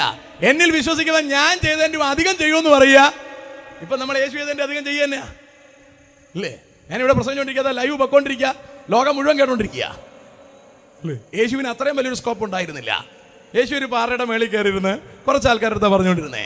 നമ്മൾ വലിയ കാര്യം ചെയ്തുകൊണ്ടിരിക്കുക. നമ്മൾ നോക്കുന്നത് ഇതല്ല ചെയ്യാൻ. യേശു മരിച്ച 3 പേരെ എണീപ്പിച്ച് നമുക്ക് 6 എണീപ്പിക്കുന്ന അതവിടെ കിടക്കട്ടെ. എന്തിനാണ് നമ്മൾ അതിന്റെ പുറകെ കിടക്കുന്നത്? അതിന് മൈലേജ് കൂടുതലാണ്, അല്ലേ? മൈലേജ് കൂടുതലുള്ള ചെയ്യാനാണ് നമ്മൾ നടക്കുന്നത്. സ്വത്രം. യേശു ചെയ്തത് സദ്വർത്തമാനം അറിയിച്ചു. നമ്മളെ ഏൽപ്പിച്ചിരിക്കുന്ന അതാ. വിശ്വസിക്കുന്നവരെ നമ്മളെ വിളിച്ചിട്ട് കർത്താവ് പറഞ്ഞിരിക്കുകയാണ്, നിങ്ങൾ ഭൂമിയിലൊക്കെയും പോയി സകല സൃഷ്ടിയോടും സുവിശേഷം പറയണം. നമ്മളെ ഏൽപ്പിച്ചിരിക്കുന്ന ദൗത്യമാണ്. രക്ഷിക്കപ്പെട്ട ഒരുത്തനും അടങ്ങിയിരിക്കാൻ പറ്റില്ല. രക്ഷിക്കപ്പെട്ട എല്ലാവരും അത് ചെയ്തിരിക്കും. നിങ്ങൾക്ക് ചെയ്യാനുള്ള ഉൾപ്രേരണ ഇല്ലെങ്കിൽ അതിന്റെ അർത്ഥം രക്ഷിക്കപ്പെട്ടിട്ടില്ലെന്ന് തന്നെയാണ്. രക്ഷയുടെ സുഖം നിങ്ങൾക്ക് അറിയുന്നില്ലെന്നുള്ളത് തന്നെയാണ്. ന്യായവിധിയുടെ ഗൗരവം നിങ്ങൾക്ക് അറിയത്തില്ലെന്നുള്ളത് തന്നെയാണ്. ആ ഗൗരവം നമുക്കറിയാമെങ്കിൽ നമുക്ക് അടങ്ങിയിരിക്കാൻ കഴിയില്ല. നമ്മൾ ഓടി നടന്ന സുവിശേഷം പറയും. Price the Lord. ഇനി കേട്ടോ, ആയിട്ട് വായിക്കച്ചാ. എന്നെ അഭിഷേകം ചെയ്തിരിക്കുകൊണ്ട്. 1, എന്നെ അഭിഷേകം ചെയ്തിരിക്കുന്നത് എളിയവരോട് സുവിശേഷം പറയാൻ. 2, യഹോവയായ കർത്താവിന്റെ ആത്മാവ് എന്റെ മേൽ ഇരിക്കുന്നു. Carry on. ഹൃദയം തകർന്നവരെ മുറികെട്ടുവാനും. യേശുപ്പൻ വന്നത് ഹൃദയം തകർന്നവന്റെ മുറികെട്ടാനാണ്. അടുത്ത് തടവുകാർക്ക് വിടുതലും. പിശാചിനാൽ തടവിൽ കിടക്കുന്നവരെ ആ തടവിൽ നിന്ന് പുറത്തു കൊണ്ടുവരാനാ. അതാ യേശുവിന്റെ നാമം നമ്മൾ ഉച്ചരിക്കുമ്പോൾ ആ ദേശത്തെ പൈശാചിക വ്യാപാരങ്ങൾ ദേശം വിട്ട് അഴിയുകയാണ്. ജനത്തെ ബന്ധിച്ചിരിക്കുന്ന പൈശാചിക ബന്ധനങ്ങൾ ദേശം വിട്ട് അഴിയുകയാണ്. അതിനാണ് നമ്മൾ ഒച്ചയ്ക്ക് ദൈവത്തെ മഹത്വപ്പെടുത്തിക്കൊണ്ടിരിക്കുന്നത്. എല്ലാ നാമത്തിനും മേലായി യേശുവിന്റെ നാമം നമ്മൾ ഉയർത്തി പറയുമ്പോൾ ദേശത്ത് ഉയർന്നു നിൽക്കുന്ന പൈശാചിക വ്യാപാരങ്ങൾ, ജനത്തെ ബന്ധിച്ചുകൊണ്ടിരിക്കുന്ന അന്ധകാര ശക്തികൾ ദേശം വിട്ട് അഴിയുകയാണ്. Praise the Lord. ആ ആത്മാവ് കർത്താവ് നമ്മുടെ മേൽ തന്ന് നമ്മളെ പറഞ്ഞു വിട്ടിരിക്കുക. നിങ്ങൾ പൊക്കോളാൻ പറയുക, ഞാൻ ലോകാവസാനത്തോളം നിങ്ങളോട് കൂടെ എല്ലാ നാളും ഉണ്ടെന്ന് പറഞ്ഞിരിക്കുക. That's why with complete confidence we are preaching that. സ്തോത്രം. നമ്മളിൽ ആര് യേശുവിന്റെ നാമത്തിൽ ഇറങ്ങിച്ചെന്നാലും കർത്താവ് നമ്മുടെ മുമ്പേ ചെന്ന് ആ വിടുതലുകൾ അവിടെ ചെയ്തിരിക്കും.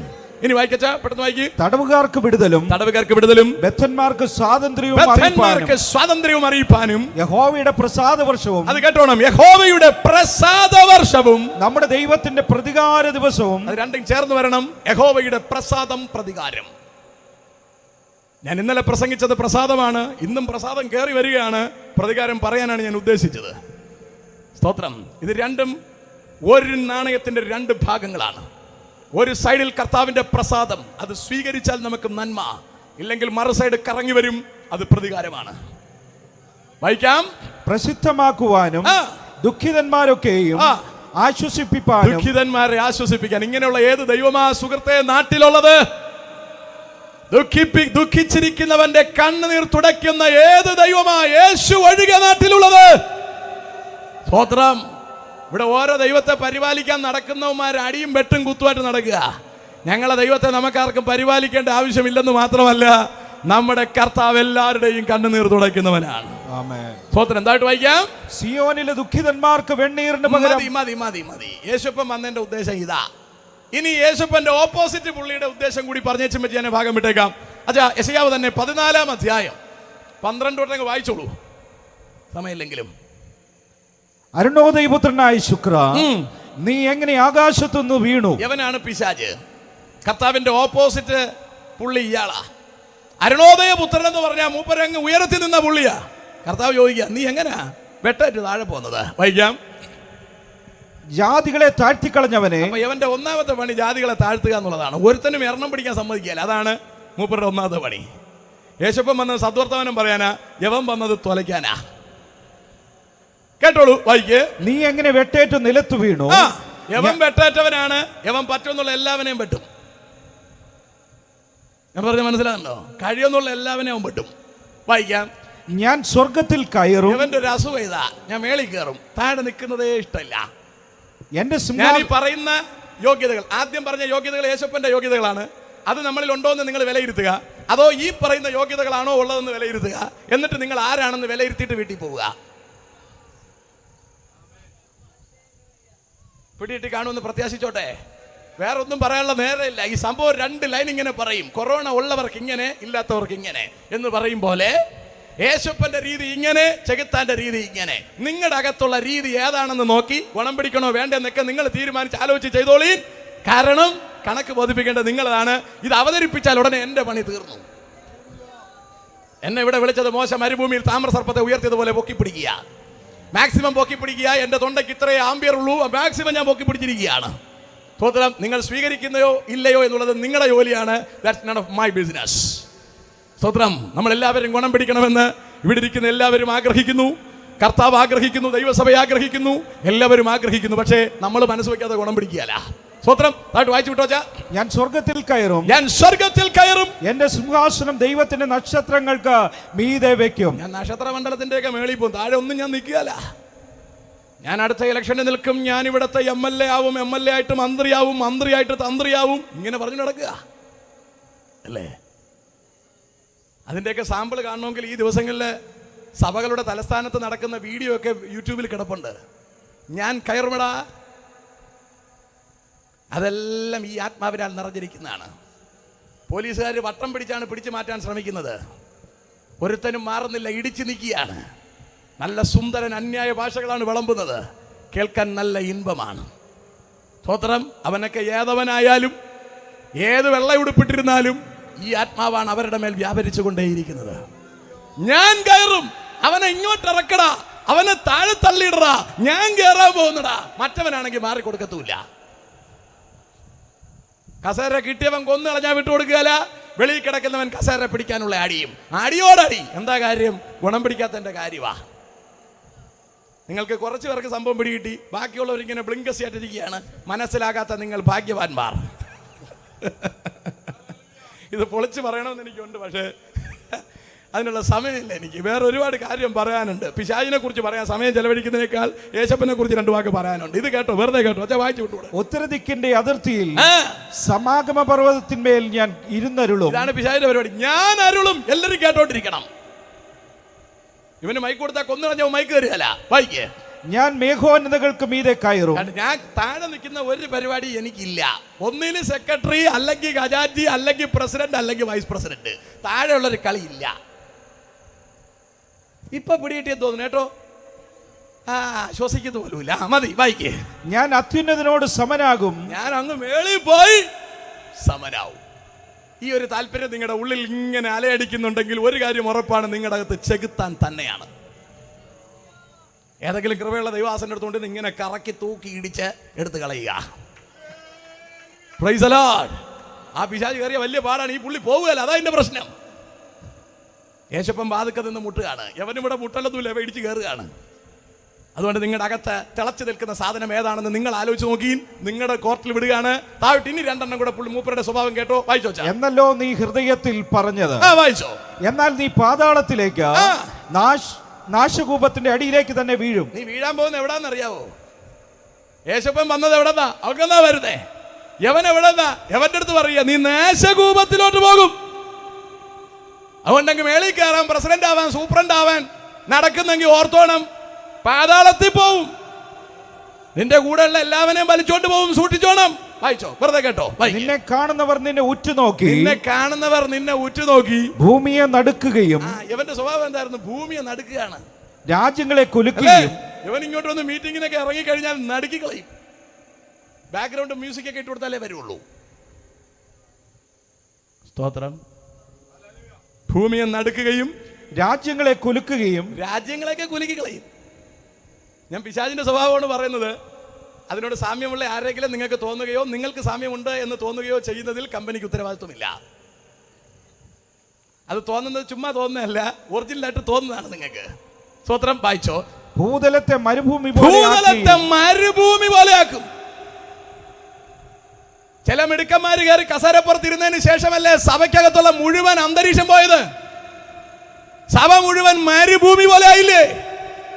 ഇന്ന് എത്ര അടുത്ത വെളിപ്പാടുള്ളത്, എത്ര അടുത്ത പ്രവചനമുള്ളത്, എത്ര അടുത്ത ദൈവകൃപയുള്ളത്. ചെലവന്മാരെ പിടിച്ച് സഭയുടെ നേതൃത്വത്തിൽ ഇരുത്തിയപ്പോ ആ സംഘടനകൾ മുഴുവൻ പൈശാചികമായില്ലേ? സ്തോത്രം. വായിച്ചങ്ങ് വിട്ടേച്ചാ തീർന്നു നോക്ക്. അതിലെ പട്ടണങ്ങളെ ഇടിച്ചു കളയുകയും. പട്ടണം ഇടിച്ചു കളയും. പിടികിട്ടിയോ? നിങ്ങൾ ആത്മീകമായി നിങ്ങൾ ചിന്തിച്ചോ? സമയമില്ലാത്തതുകൊണ്ട് ഞാൻ പിടിപ്പിക്കുന്നില്ല. വായിക്കേ. തന്റെ ബദ്ധന്മാരെ വീട്ടിലേക്ക് അഴിച്ചു വിടാതിരിക്കുന്നവൻ. യേശു വന്ന എന്തിനാ? അഴിക്കാനാ വന്നത്. അവൻ അഴിച്ചു വിടാൻ സമ്മതിക്കുകയല്ല. ആത്മീകമായി വളരാൻ സമ്മതിക്കില്ല. പൈശാചിക ബാധയിൽ നിന്ന് ജനത്തെ വിടുവിക്കാൻ സമ്മതിക്കില്ല. അതുകൊണ്ട് നേതൃത്വ സ്ഥലങ്ങളിൽ ആര് വരണമെന്ന് തീരുമാനിക്കേണ്ടത് ദൈവജനമായിരിക്കണം. നിങ്ങളുടെ കണ്ണുനീരായിരിക്കണം. അതിനുവേണ്ടി കരയാൻ നമ്മൾ ദിവസങ്ങൾ മാറ്റിവെക്കണം. എന്തെങ്കിലും സംഭവിച്ചുകൊണ്ട് പോട്ടെന്ന് കരുതുന്നെങ്കിൽ നിങ്ങൾ അതിന് മൗനാനുവാദമുള്ളവരാണ്. ഏതവനും കേറിഞ്ഞിറങ്ങുവാനുള്ള ഇടമാക്കി ദൈവസഭകളെ വിട്ടുകൊടുത്തതിന്റെ ഉത്തരവാദികൾ ദൈവമക്കൾ തന്നെയാണ്. നമ്മൾ കണ്ടില്ലെന്ന് നടിക്കരുത്. നമ്മൾ തന്നെയാണ് അതിന്റെ ഉത്തരവാദികൾ. അതുകൊണ്ട് കരയുവാനും ഉപവസിക്കുവാനും മക്കൾക്ക് വിസ അടിക്കാൻ വേണ്ടി ആയിരിക്കരുത്. സഭകളുടെ ശുദ്ധീകരണത്തിന് വേണ്ടി നമ്മൾ വില കൊടുക്കുവാൻ തയ്യാറാകണം. ഇല്ലെങ്കിൽ തകർന്നു പോകുമെന്നതിന് സംശയം വേണ്ട. പൗലോസ്ലീഗൻ എഫെസോസിൽ സഭ വിട്ടിട്ട് പോകുമ്പോൾ മൂപ്പന്മാരെ വിളിച്ചിട്ട് പറഞ്ഞു, വെളിയിൽ നിന്ന് വരുന്ന കോടിയ ചെന്നായ്ക്കളെ നിങ്ങൾ സൂക്ഷിക്കണം.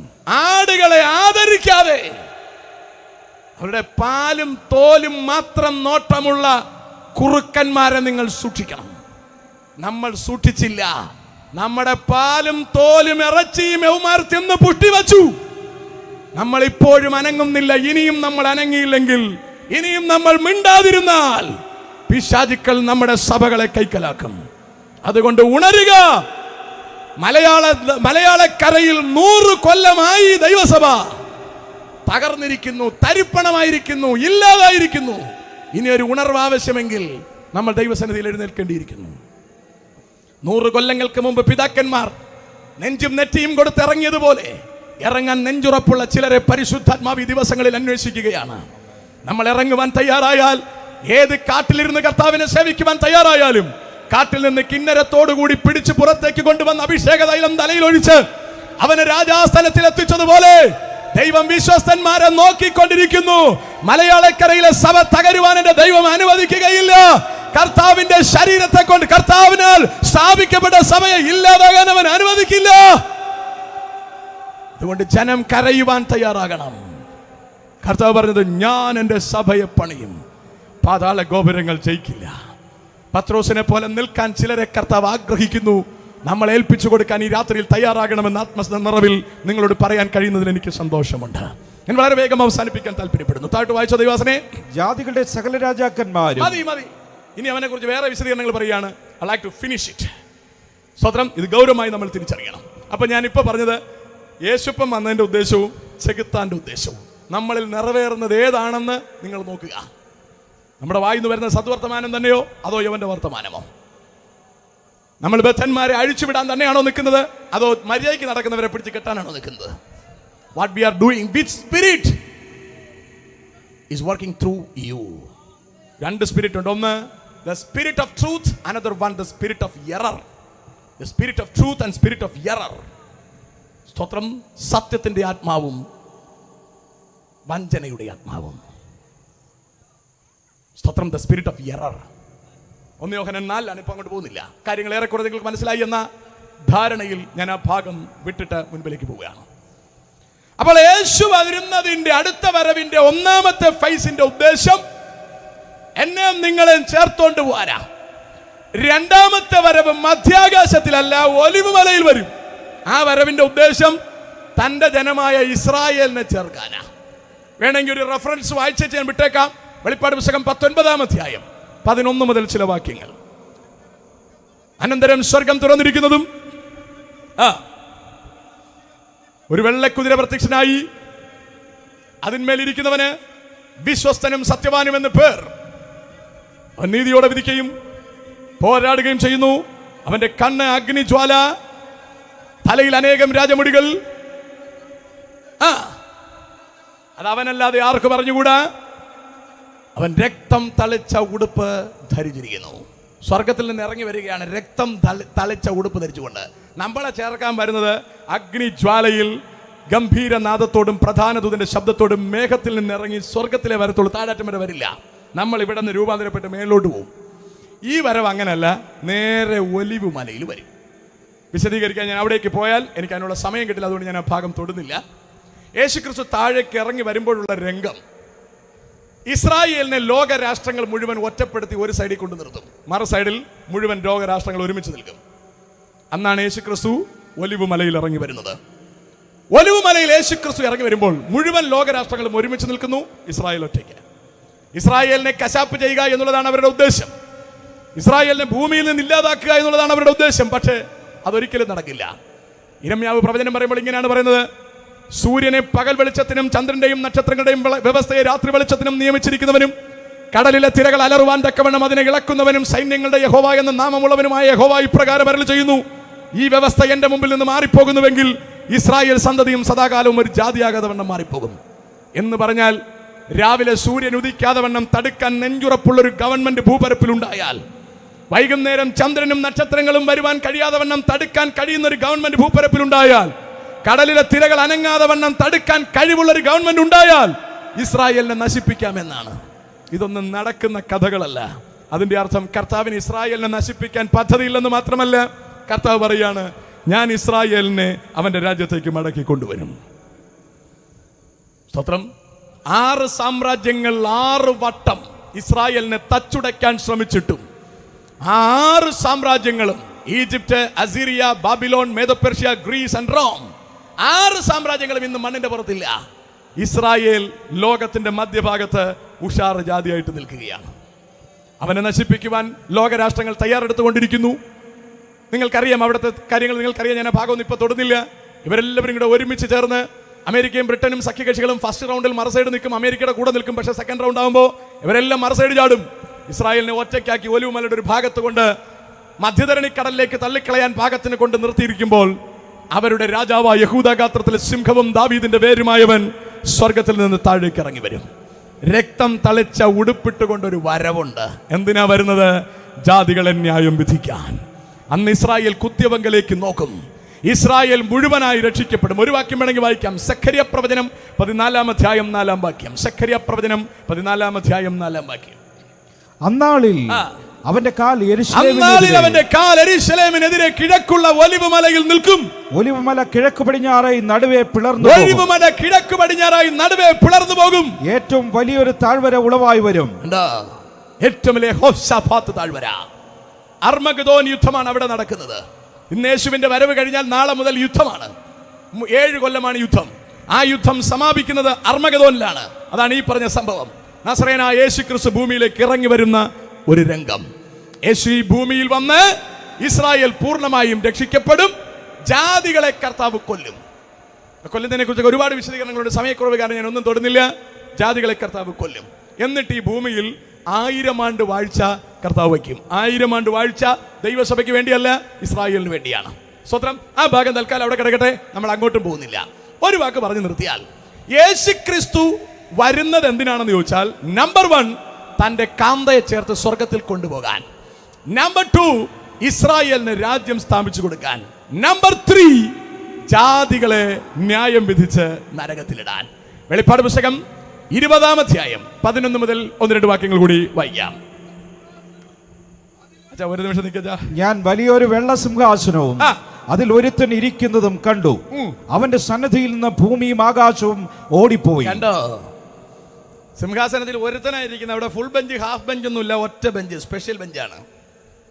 അതിൽ ഒരാളായിരിക്കുന്നത് നമ്മുടെ കർത്താവായ യേശു ക്രിസ്തു. കറുത്ത കുപ്പായമല്ല, നല്ല വെള്ള കുപ്പായം. സ്തോത്രം. Price the Lord. ന്യായം വിധി മുഴുവൻ കർത്താവിന് കൊടുത്തിരിക്കുക. എന്തിനാ ന്യായവിധി എന്ന് കേട്ടാ, സുവിശേഷം അനുസരിക്കാത്തതിനാ ന്യായവിധി. ഒരുപാട് റീസൺസ് പറയാനുണ്ട്, സമയമില്ല. വെളിച്ചം ലോകത്തിൽ വന്നിട്ടും മനുഷ്യരുടെ പ്രവൃത്തി ദോഷമുള്ളതാകയാൽ അവർ വെളിച്ചത്തെക്കാൾ ഇരുളിനെ സ്നേഹിച്ചതിനാണ് ന്യായവിധി. എന്നെ കേട്ടുകൊണ്ടിരിക്കുന്ന ഞാനടക്കം നമ്മൾ ആരും ഇരുളിനെ സ്നേഹിക്കാൻ നിൽക്കരുത്. നമ്മളെ വെളിച്ചത്തിന്റെ മക്കളാക്കി വെളിച്ചത്തിന്റെ അവകാശം തരാൻ ദൈവത്തിന് കൃപ തോന്നി എന്ത് വില കൊടുത്തും നമ്മൾ അത് പിടിച്ചെടുത്തിരിക്കണം. നമ്മളെ അവിടെ കൊണ്ടെത്തിക്കാൻ തൃത്വത്തിൽ 3-ാമനായ പരിശുദ്ധാത്മാവിനെ അടക്കം കർത്താവ് നമുക്ക് നൽകിയിട്ടുണ്ടെങ്കിൽ നമുക്ക് ലോകത്തെ ജയിക്കുവാൻ കഴിയും. നമ്മുടെ യേശപ്പൻ ജയിച്ചിട്ടുണ്ടെങ്കിൽ നമുക്ക് ജയിക്കുവാൻ കഴിയും. അവൻ നമ്മെ അനാഥനായി വിട്ടിട്ടില്ല. മരണത്തെയും പാതാളത്തെയും ജയിച്ചവൻ നമ്മളെയും ഉയർപ്പിച്ച് സ്വർഗത്തിലേക്ക് കൊണ്ടുപോകും. Price the Lord. താഴോട്ട് 2 വാക്യോട് വായിച്ചു വെച്ചാ, അവന്റെ സന്നിധിയിൽ നിന്ന് ഭൂമിയും ആകാശവും ഓടിപ്പോയി. യേശപ്പൻ സിംഹാസനത്തിൽ ഇരിക്കുമ്പോൾ മുമ്പിൽ ഭൂമിയില്ല, ആകാശവും ഇല്ല. അപ്പൊ നമ്മൾ നിലമ്പൂരുകാരനാണെന്ന് പറയാൻ പറ്റില്ല. പിന്നെ നമുക്ക് കുടുംബ പേരൊക്കെ ഒരുപാട് പറയാനുണ്ട്. ചിരട്ട കമഴ്ത്തി വെച്ച വീട്, റബ്ബറിന്റെ ചുവട്ടിലെ വീട്, മാവ് വെട്ടിയ വീട്, മാവിന്റെ മണ്ടയിലെ വീട് അല്ലേ. പിള്ളേരുടെ ഭാഷയിൽ നമ്മളൊക്കെ ഭയങ്കര തള്ളാണ്. കുടുംബ പേരൊക്കെ വെച്ചാണ് തള്ളുന്നത്. ഈ തള്ളൊക്കെ ഇവിടെ നടക്കുള്ളൂ.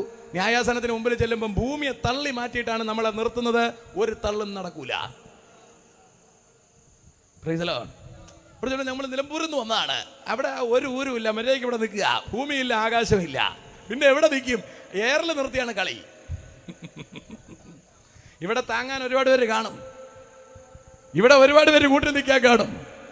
ന്യായാസനത്തിന് മുമ്പ് നിൽക്കുമ്പോൾ ഓരോരുത്തരും കാണുകയല്ല. നമുക്ക് വേണ്ടി ജീവനെ നൽകിയവൻ, നമ്മുടെ അഡ്വക്കേറ്റ് ആയിരുന്നവൻ, അവസാനം വരെ നമ്മളെ രക്ഷിക്കാൻ നോക്കിയവൻ, രക്ഷപ്പെടാത്ത നമ്മളെ ന്യായം വിധിക്കാൻ സിംഹാസനത്തിൽ ഇരിക്കുക. ഇപ്പം നമുക്ക് വേണ്ടി ജീവനെ നൽകിയിരിക്കുന്നവൻ ഗുണം പിടിച്ചില്ലെങ്കിൽ ന്യായാധിപതിയായിട്ട് വരുമ്പോൾ നിങ്ങൾ ആലോചിച്ച് നോക്കിയേ. നമ്മുടെ സകല കേസ് കെട്ട് മൂപ്പർക്ക് അറിയാം. നമ്മൾ ആരും പറഞ്ഞു കൊടുക്കണ്ട. നമുക്ക് വേണ്ടി ഫ്രീ ആയിട്ട് വാദിച്ചു തന്നുകൊണ്ടിരുന്നവനാണ് കർത്താവ്. നമുക്ക് വേണ്ടി ഫുൾ വില മറുവില അടയ്ക്കാൻ തയ്യാറായി നിന്നവനാണ് കർത്താവ്. എന്നിട്ടും ഗുണം പിടിക്കാതെയാണ് നിൽക്കുന്നതെങ്കിൽ നിർത്തുമ്പോൾ ന്യായാസനത്തിന് മുമ്പിൽ ചെല്ലുമ്പോൾ ഭൂമി മാറി, ആകാശം മാറി. അപ്പോൾ നമ്മുടെ പ്രധാനമന്ത്രി വന്നാലും പിണറായി വന്നാലും അവിടെ ചെന്നിട്ട് ഞാനിങ്ങനെ കേരള CM ആണെന്നൊന്നും പറയാൻ നോക്കില്ല. ഇത്രയും വണ്ടിയൊന്നും അവിടെ കൊണ്ടുപോകാൻ പറ്റില്ല. അവിടെ മിഴിമിഴാ ചെന്ന് നിൽക്കേണ്ടി വരും. സോദരം, ഇവിടെ കാണിക്കുന്ന ഈ അഭ്യാസം ഒന്നും നടക്കില്ല. വളരെ ശ്രദ്ധിച്ച് നോക്കിക്കോണം. പണി കിട്ടരുത്, പറ്റിപ്പോവരുത്. സോദരം, വളരെ ഗൗരവമായിട്ട് തിരിച്ചറിയണം. ഭൂമി മാറിപ്പോയി, ആകാശവും മാറിപ്പോയി. അവയെ പിന്നെ കണ്ടില്ല. അയ്യോ, അതിനെ പിന്നെ കണ്ടില്ല. നമ്മളാണെങ്കിൽ ഒരുപാട് റിസ്ക് എടുത്താണ് ടൗണിൽ സ്ഥലം വാങ്ങിച്ചത്. അവയെ പിന്നെ കണ്ടില്ല. ഇതൊന്നും പിന്നെ കാണൂല ദൈവമക്കളെ. ഇപ്പൊ വേണേ കണ്ടോ, കേറിപ്പോക്കോ. ഒരു നോക്ക് വേണേ കണ്ടോ. അത് പിന്നെയും കാണാൻ വേണ്ടി നിന്നാൽ ലോത്തിന്റെ ഭാര്യ നിൽക്കുമ്പോൾ ഇവിടെ നിൽക്കും.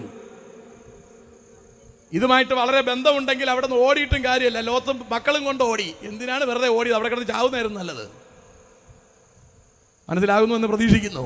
വായിച്ചു വിട്ടോ, സമയമില്ല. മരിച്ചവർ ആബാലവൃദ്ധം സിംഹാസനത്തിന് മുൻപിൽ നിൽക്കുന്നത് ഞാൻ കണ്ടു. പുസ്തകങ്ങൾ തുറന്നു. അവിടെ പുസ്തകങ്ങൾ അങ്ങോട്ട് തുറക്കുക. നമ്മളെ ഡെയിലി സംഭവങ്ങൾ എഴുതി വെച്ചിട്ടുള്ള സാധനമുണ്ട്, അതങ്ങോട്ട് തുറക്കുകയാണ്. സ്ക്രീനിൽ കാണുമ്പോൾ പടക്കം പൊട്ടിയെല്ലാം അങ്ങോട്ട് കാണും. ഇന്ന് പകലത്ത് അത്രയും തുറന്നു വിട്ടെന്നേ കാണാനുള്ള ആംബിയർ ഉണ്ടോ?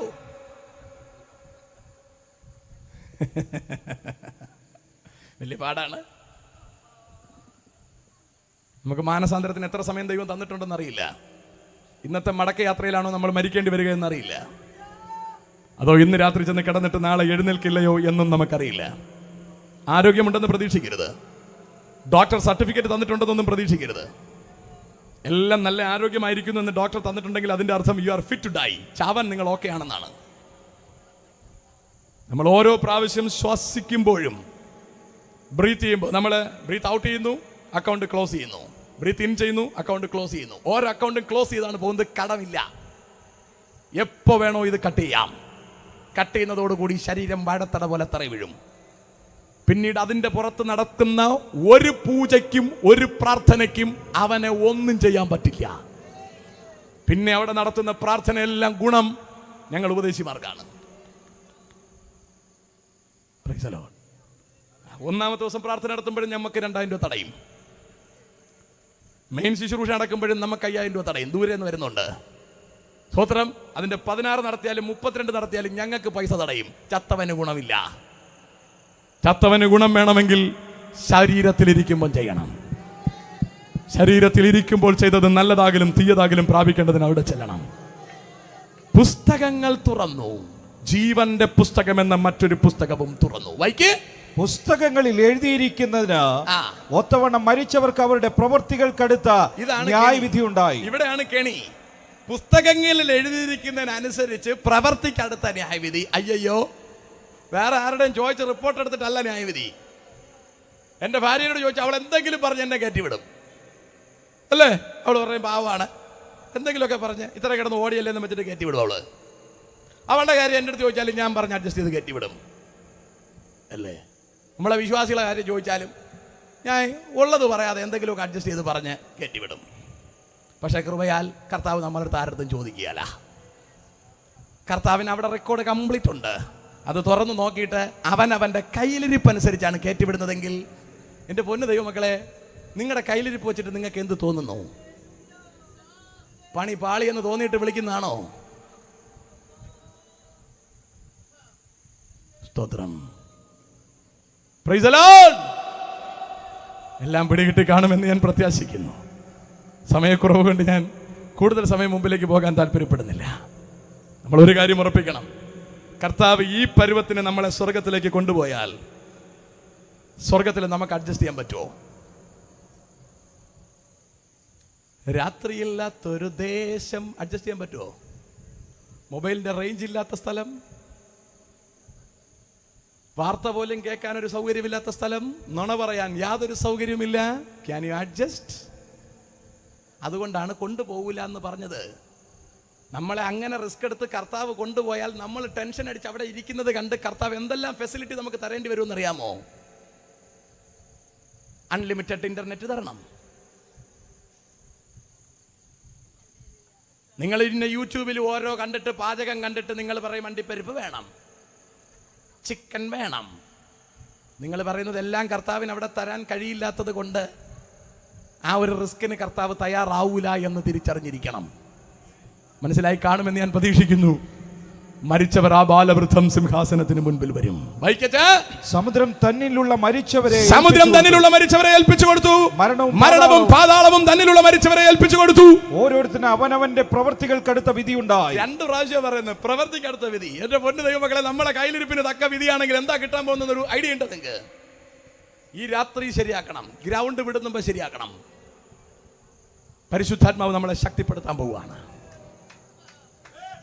നമ്മളെ കൊണ്ട് ജീവിക്കാൻ കഴിയും.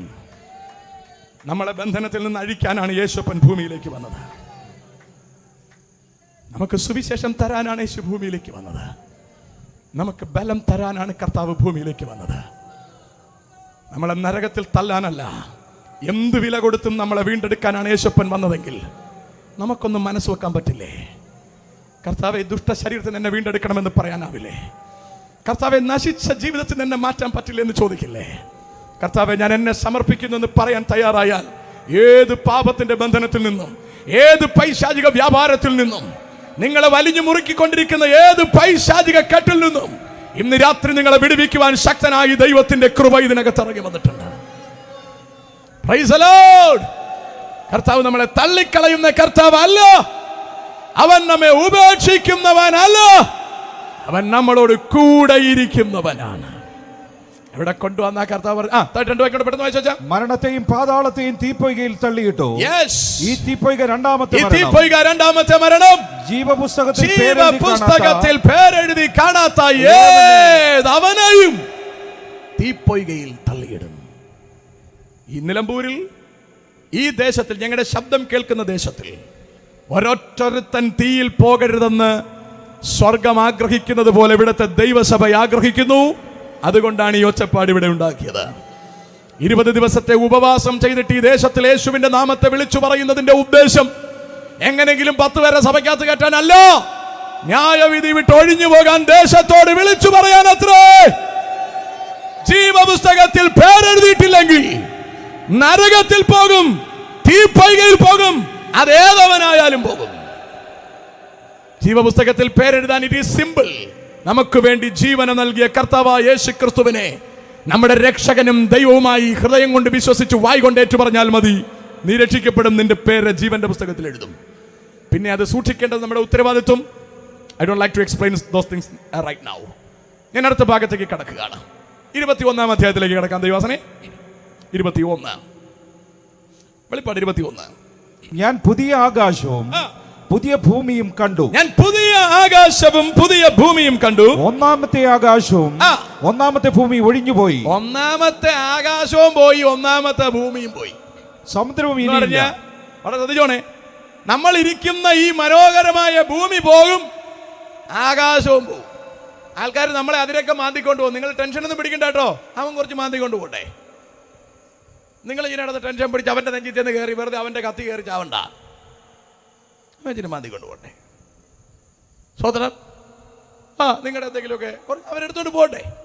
അവിടെ ചെന്ന് ബഹളമൊന്നും വെക്കണ്ട. ചില ആന്റിമാര് ബഹളം വെക്കും, അച്ഛനെ ഇളക്കി വിടും. നിങ്ങൾ എന്തിനാ പുരുഷനായിട്ടിരിക്കുന്നത്? ചെന്ന് അഴിമാഞ്ചോണ്ട് വരാൻ. അതുകൊണ്ട് ആന്റിമാര് പറയുന്നത് കേട്ടൊന്നും എടുത്ത് ചാടുകയൊന്നും ചെയ്യരുത്. ഹവ്വ പറഞ്ഞ കേട്ടെടുത്ത് ചാടി അച്ഛൻ അടി കിട്ടി അല്ലേ? അവസാനം കർത്താവ് വന്നിട്ട് പറഞ്ഞത് അവള് പറഞ്ഞ കേട്ടോണ്ടായതെന്നാ പറഞ്ഞേ. മനസ്സിലാണ്ടോ? അതുകൊണ്ട് ഇതൊക്കെ ആലോചിച്ച് വേണം ചെന്ന് ഇറങ്ങാൻ. വെറുതെ അടിയൊന്നും മാഞ്ചി പിടിക്കരുത്. അവരൊരു തേങ്ങ എടുത്തോണ്ട് പോട്ടെ, സാരമില്ല. കല്ല് പിഴുത് മാറ്റിയിട്ടു, സാരമില്ല. ഇനി അതിനൊന്നും കിടന്ന് ബഹളം വെക്കണ്ട, കൊണ്ടുപോട്ടെ അവരെ. നമുക്ക് രണ്ടുപേർക്കും കൊണ്ടുപോകാനില്ല. പുള്ളിക്കും കൊണ്ടുപോകാൻ, നരകത്തിൽ കൊണ്ടുപോകാൻ പറ്റത്തില്ല, നമുക്ക് സ്വർഗത്തിൽ കൊണ്ടുപോകാൻ പറ്റില്ല. പിന്നെ എന്നെ കിടന്ന് റിസ്ക് എടുക്കുന്നേ അല്ലേ? അതെ, നമ്മളെ ഉപദ്രവിക്കാൻ ആർക്കും പറ്റില്ലെന്നൊരു രീതിയിൽ നമ്മൾ എത്തണം. അതാ കർത്താവ് പറഞ്ഞത്, നിന്റെ പുതപ്പെടുക്കുന്ന ഉടുപ്പൂടെ വിട്ടുകൊടുക്കാൻ. പിന്നെ എന്തിനാ ടെൻഷൻ പിടിക്കുന്നത്? ഞാൻ പുതപ്പെടുത്ത് ഉടുപ്പും കൂടെ വിട്ടുകൊടുത്തു, പിന്നെ ഒന്നും എടുത്തോണ്ട് പോകാനില്ലല്ലോ. സ്തോത്രം. നമുക്ക് ആവശ്യമുള്ള ഉടുപ്പ് കർത്താവ് തരും, നമുക്ക് ആവശ്യമുള്ളത് മുഴുവൻ ദൈവം തരും. നമ്മൾ കരുതി വെക്കാത്തതിനേക്കാൾ കൂടുതൽ കർത്താവ് നമുക്ക് തരും. കാക്കകളെ നോക്കുവിൻ, അവർ വിതയ്ക്കുന്നില്ല, കൊയ്യുന്നില്ല, കളപ്പുരകൾ കൂട്ടി വെക്കുന്നില്ല. ATM കാർഡില്ല, ക്രെഡിറ്റ് കാർഡില്ല, ഡെബിറ്റ് കാർഡില്ല, ഒരു കാർഡും ഇല്ല. തക്ക സമയത്ത് നല്ല ഫ്രഷ് ഫുഡ് അവന്റെ പിള്ളേർക്ക് വേണ്ടി കർത്താവ് ഒരുക്കിയിട്ടുണ്ട്. കാക്ക കൊണ്ട് കുഞ്ഞുങ്ങളുടെ വാക്യത്തോണ്ട് വെച്ചു കൊടുക്കുന്ന കണ്ടിട്ടുണ്ടോ? എന്ത് ഇൻട്രസ്റ്റ് ആയിട്ടാണ് അവർ കഴിക്കുന്നത്. നിങ്ങളുടെ പിള്ളേരെ പോലെയാണോ തിന്നുന്നത്?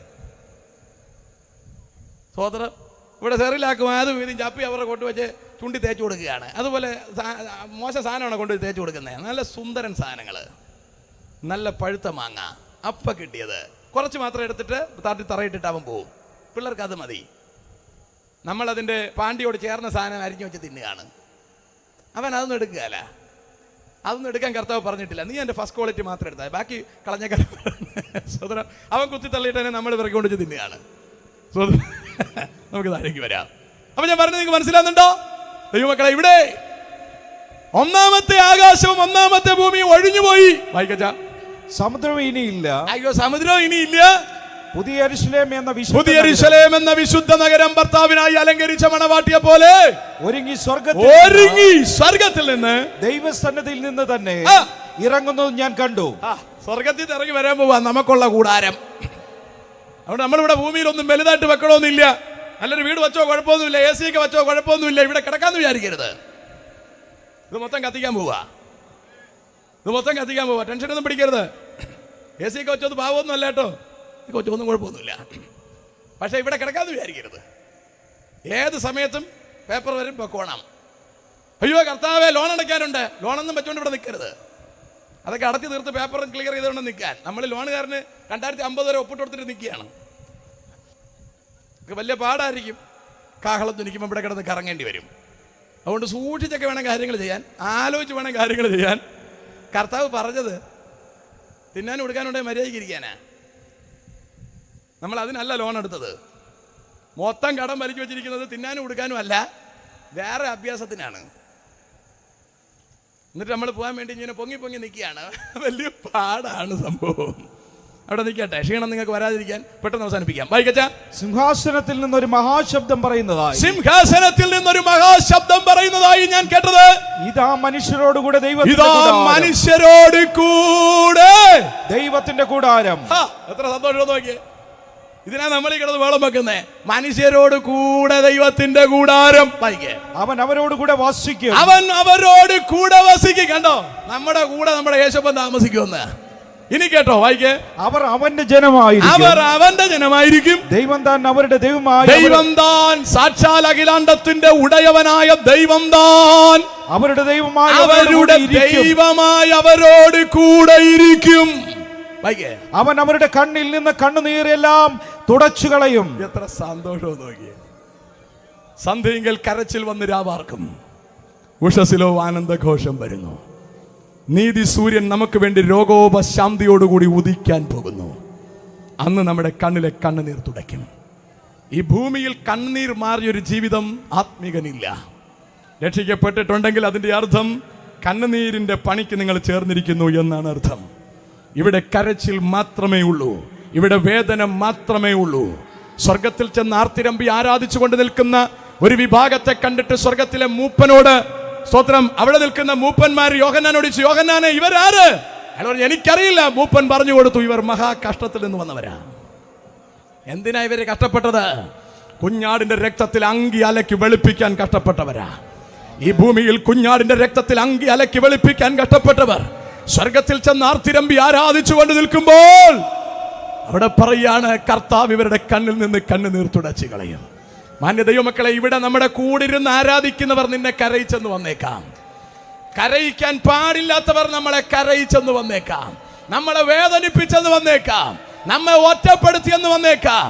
വെള്ളക്കുപ്പായമിട്ട നമ്മുടെ കൂടെയുള്ളവൻ നമുക്കെതിരെ പണി തന്നിരിക്കാം. എന്തിനാ അത് ചെയ്യിപ്പിക്കുന്നറിയാവോ? ഇവിടെ കണ്ണുനീര് മാറാൻ പാടില്ല. ഇവിടെ നമ്മൾ കരഞ്ഞുകൊണ്ട് ജീവിക്കണം. നമ്മുടെ കണ്ണുനീർ തുടയ്ക്കുന്നത് നമ്മൾ അക്കരെ നാട്ടിൽ ചെല്ലുമ്പോഴാണ്.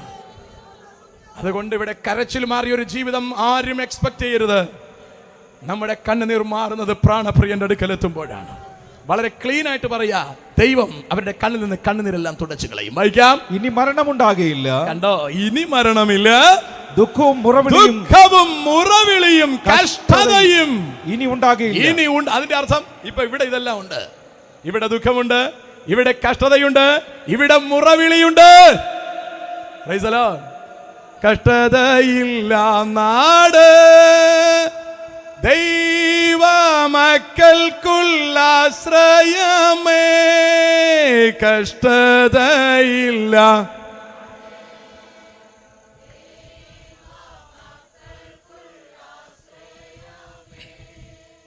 മുകൾ പെരുകും പുത്തനെരുശലേമേ, തിരുമാർവിൽ മോവാനവരിൻ സ്തുതിനാദം സദമുഴങ്ങും ശാലേമിൽ. വാനവരിൻ സ്തുതിനാദം സദമുഴങ്ങും ശാലേമിൽ. എന്നു ഞാൻ ചേർന്നിടുമോ പരസുതനെ, പരസുതനെ എന്നു ഞാൻ ചേർന്നിടുമോ പരസുതനെ. Praise the Lord. ഇവിടെ കഷ്ടതയുണ്ട് ദൈവമക്കളെ. കഷ്ടതയില്ല നാട് നമ്മുടെ അവകാശമാണ്. താമസിയാതെ നമ്മൾ അവിടെ എത്തും. Price the Lord. അടുത്ത വാക്യം കേട്ടോ, വായിച്ചു വെച്ചാ. ഒന്നാമത്തേത് കഴിഞ്ഞുപോയി. ഒന്നാമത്തേത് കഴിഞ്ഞെന്ന്. നമുക്ക് കഴിഞ്ഞിട്ടില്ല. നമ്മൾ പ്രത്യാശയോടെ കഴിയാൻ കാത്തിരിക്കുന്നതേ ഉള്ളൂ. നമ്മൾ പ്രത്യാശയോടെ കർത്താവിനോട് ചേർന്നിരിക്കുന്നു. കർത്താവിനോട് ചേരാൻ സ്നാനപ്പെട്ടിരിക്കുന്നു. കർത്താവിന്റെ മരണയടക്ക പുനരുത്ഥാനങ്ങളെ ധ്യാനിച്ചുകൊണ്ട് നമ്മൾ ഓരോ നിമിഷവും ജീവിച്ചുകൊണ്ടിരിക്കുന്നു. നമ്മൾ പ്രതീക്ഷിച്ചിരിക്കുന്നത് നമ്മുടെ കഷ്ടത മാറാൻ പോവുക, മരണവും ദുഃഖവും പീഡയും മാറാൻ പോവുക. ഒന്നാമത്തേത് മാറുന്നൊരു ദിവസത്തിനായി നമ്മൾ കാത്തിരിക്കുക. താമസിയാതെ നമ്മൾ അവിടെ എത്തും. എത്രയും വേഗം നമ്മൾ അവിടെ എത്തും. നമ്മളോട് വാക്ക് പറഞ്ഞവൻ വാക്ക് മാറ്റുന്നവനല്ല, അവൻ ആ വാക്ക് പാലിക്കുന്നവനാണ്. താഴേക്ക് വായിച്ചു വെച്ചാ. സിംഹാസനത്തിലിരിക്കുന്ന യഹോവയായ ദൈവം ഇതാ ഞാൻ സകലവും പുതുതാക്കുന്നു, എല്ലാം പുതുതാക്കുന്നു എന്നരുളി ചെയ്തു. വായിക്കാം. എഴുതുക ഈ വചനം വിശ്വാസയോഗ്യവും. എത്ര മനോഹരം! ഈ വചനം വിശ്വാസയോഗ്യവും സത്യവുമാകുന്നു എന്നും അവൻ കൽപ്പിച്ചു. ഇത്ര നെഞ്ചത്ത് കൈവച്ച് പറയാൻ പറ്റിയ നല്ല വചനമുള്ള ഏതെങ്കിലും പുസ്തകം ഇവിടെ ഉണ്ടാകും ചോദിച്ചു നോക്കിയേ. സകല ഭൂഖണ്ഡങ്ങളിലും ഒരുപാട് അവന്മാര് ചാടി എഴുന്നേറ്റ് വിശുദ്ധ വേദ പുസ്തകത്തിനെതിരായി സംസാരിച്ചു നോക്കിയിട്ടും കിതാബിനൊരു കുലുക്കവും വന്നിട്ടില്ല. ഈ പുസ്തകം കൊണ്ട് ഇന്നും ആയിരക്കണക്കിന് ജനം മാനസാന്തരപ്പെട്ട് യേശുവിനോട് ചേർന്നുകൊണ്ടേ ഇരിക്കുന്നതേ ഉള്ളൂ. ഈ പുസ്തകത്തെ ആരെല്ലാം ഉപരോധിക്കാൻ ശ്രമിച്ചിട്ടുണ്ടോ അവരെല്ലാം മാനസാന്തരപ്പെട്ടിട്ടേ ഉള്ളൂ. ഇവിടെ പറയാ, ഈ വചനം സത്യമാകുന്നു. വായിക്കാം. പിന്നെയും അവൻ എന്നോട് അരുളി ചെയ്തത് സംഭവിച്ചു തീർന്നു. ഞാൻ അൽഫയും ഒമേഗയും ആദിയും. ഞാൻ അൽഫ ഒമേഗ ആദി അന്തം, ഒന്നാമത്തവൻ ഒടുക്കത്തവൻ ആകുന്നു. ദാഹിക്കുന്നവന് ഞാൻ ജീവനീരുറവിൽ നിന്ന്. ദാഹിക്കുന്നവന്, താല്പര്യമുള്ളവന്, സ്വർഗനാട്ടിൽ പോകുവാൻ താല്പര്യമുള്ളവന്, ന്യായവിധിപ്പെട്ടു പോകുവാൻ രക്ഷപ്പെടുവാൻ താല്പര്യമുള്ളവന്, തീയിൽ പോകണ്ട എന്നുള്ളവന്, നിത്യജീവൻ പ്രാപിക്കണമെന്ന് ഹൃദയത്തിന്റെ ഉള്ളിൽ താല്പര്യം മാത്രം നിങ്ങൾക്ക് മതി. മറ്റൊരു യോഗ്യത കർത്താവ് ചോദിക്കുന്നില്ല. നിന്റെ വീട് എവിടാണെന്ന് ചോദിക്കുന്നില്ല. തമിഴ്നാട്ടിൽ നിന്ന് വന്നാണോ, കർണാടകക്കാരനാണോ, തിരുവനന്തപുരംകാരനാണോ, പാലക്കാടുകാരനാണോ, ചോദ്യമില്ല. താല്പര്യമുണ്ടോ രക്ഷപ്പെടാൻ? ഇത്ര സന്തോഷം വേറെ എവിടാ കിട്ടാനുള്ളത്? ഇത്ര മഹത്വമുള്ള പദവിയെ ഈ പുഴുക്കരുവാൻ പാത്രത ഏതുമില്ല. നിന്റെ കൃപ എത്ര വലിയത്! ഇന്ന് രാത്രിയിൽ പരിശുദ്ധാത്മാവ് നമ്മളോട് ചോദിക്കുന്നതാണ്, താല്പര്യം മാത്രം മതി. ദാഹിക്കുന്നവന് ഞാൻ ജീവനീരുറവിൽ നിന്ന് സൗജന്യമായി കൊടുക്കും. ജയിക്കുന്നവന് ഇത് അവകാശമായി ലഭിക്കും. എന്താ ജയിക്കേണ്ടേ? ദാഹം വരണം. ഈ രാത്രിയിൽ ദാഹം വരണം. ദാഹം മാത്രം മതി നമ്മളെ അക്കരെ കൊണ്ടെത്തിക്കാൻ പോവുകയാണ്. വായിച്ചു തീർത്തോ. ഞാൻ അവന് ദൈവവും അവൻ എനിക്ക് മകനുമായിരിക്കും. എന്നാൽ ഭീരുക്കൾ, അവിശ്വാസികൾ, അറയ്ക്കപ്പെട്ടവർ, കുലപാതകന്മാർ, ദുർനടപ്പുകാർ, ക്ഷുദ്രക്കാർ, ബിംബാരാധികൾ എന്നിവർക്കും ഭോഷ്ക് പറയുന്ന ഏവർക്കുമുള്ള ഓഹരി തീയും ഗന്ധവും കത്തുന്ന തീപ്പൊയ്കയിലത്രേ. നിങ്ങൾ ഭീരുവാണോ? നിങ്ങൾക്ക് വേണ്ടി ഒരുക്കി വെച്ചിരിക്കുന്നത് തീപ്പൊയ്കയാണ്. ഇന്ന് രാത്രിയിൽ ഭീരുത്വം മാറാൻ നമുക്ക് ദൈവസന്നിധിയിൽ പ്രാർത്ഥിക്കാം. കർത്താവേ, അങ്ങ് ഒന്നാമത് വന്നത് എന്നെ വീണ്ടെടുക്കാനാണെങ്കിൽ, എന്നെ പാപമില്ലാത്തവനാക്കാനെങ്കിൽ, അങ്ങ് ഇനി വരാൻ പോകുന്നത് എന്നെ ചേർക്കാനാണെങ്കിൽ, എനിക്ക് മിച്ചമുള്ള പാപം എൻ്റെ ശരീരത്തിൽ മാറ്റിത്തരണം. അങ്ങയുടെ ആത്മാവിനാൽ എന്നെ കഴുകണമെന്ന് പറയാം. ഈ രാത്രിയിൽ ഒരു പൂർണ്ണ ശുദ്ധീകരണത്തിനായി നമുക്ക് ദൈവസന്നിധിയിൽ ഏൽപ്പിക്കാം. കർത്താവ് നമ്മെ ശുദ്ധീകരിക്കുവാൻ പോവുകയാണ്. നാം ദൈവമക്കൾ എന്ന് പറഞ്ഞാൽ മാത്രം പോരാ, പൂർണ്ണ ശുദ്ധിക്കായി നമുക്ക് ദൈവസന്നിധിയിൽ ഏൽപ്പിച്ചു കൊടുക്കാം. കർത്താവ് താൻ ഗംഭീരനാദത്തോടും പ്രധാന ദൂതന്റെ ശബ്ദത്തോടും ദൈവത്തിന്റെ കാഹളത്തോടും മേഘത്തിൽ നിന്ന് ഇറങ്ങി വരുമ്പോൾ നമുക്ക് അവിടെ ചെല്ലാൻ കഴിയണം. നമ്മുടെ കണ്ണുനീരും മാറണം, നമ്മുടെ കഷ്ടത മാറണം, നമുക്ക് ശുദ്ധീകരിക്കപ്പെടാൻ കഴിയണം, ആ സ്വർഗരാജ്യത്തിൽ എത്തുവാൻ കഴിയണം. എല്ലാ കണ്ണുകളും ദൈവസന്നിധി മൂടാം. കർത്താവിന്റെ കരങ്ങളിൽ നമ്മളെ സമർപ്പിച്ചു കൊടുക്കാം. എല്ലാവർക്കും ചില നിമിഷങ്ങൾ സ്തോത്രം ചെയ്യാം. Thank you Lord, hallelujah. എല്ലാവർക്കും ചില നിമിഷങ്ങൾ സ്തോത്രം ചെയ്യാം. ദൈവകരങ്ങളിൽ ഏൽപ്പിച്ച് ദൈവത്തിന് മഹത്വം കരേറ്റാം. Hallelujah, hallelujah, hallelujah.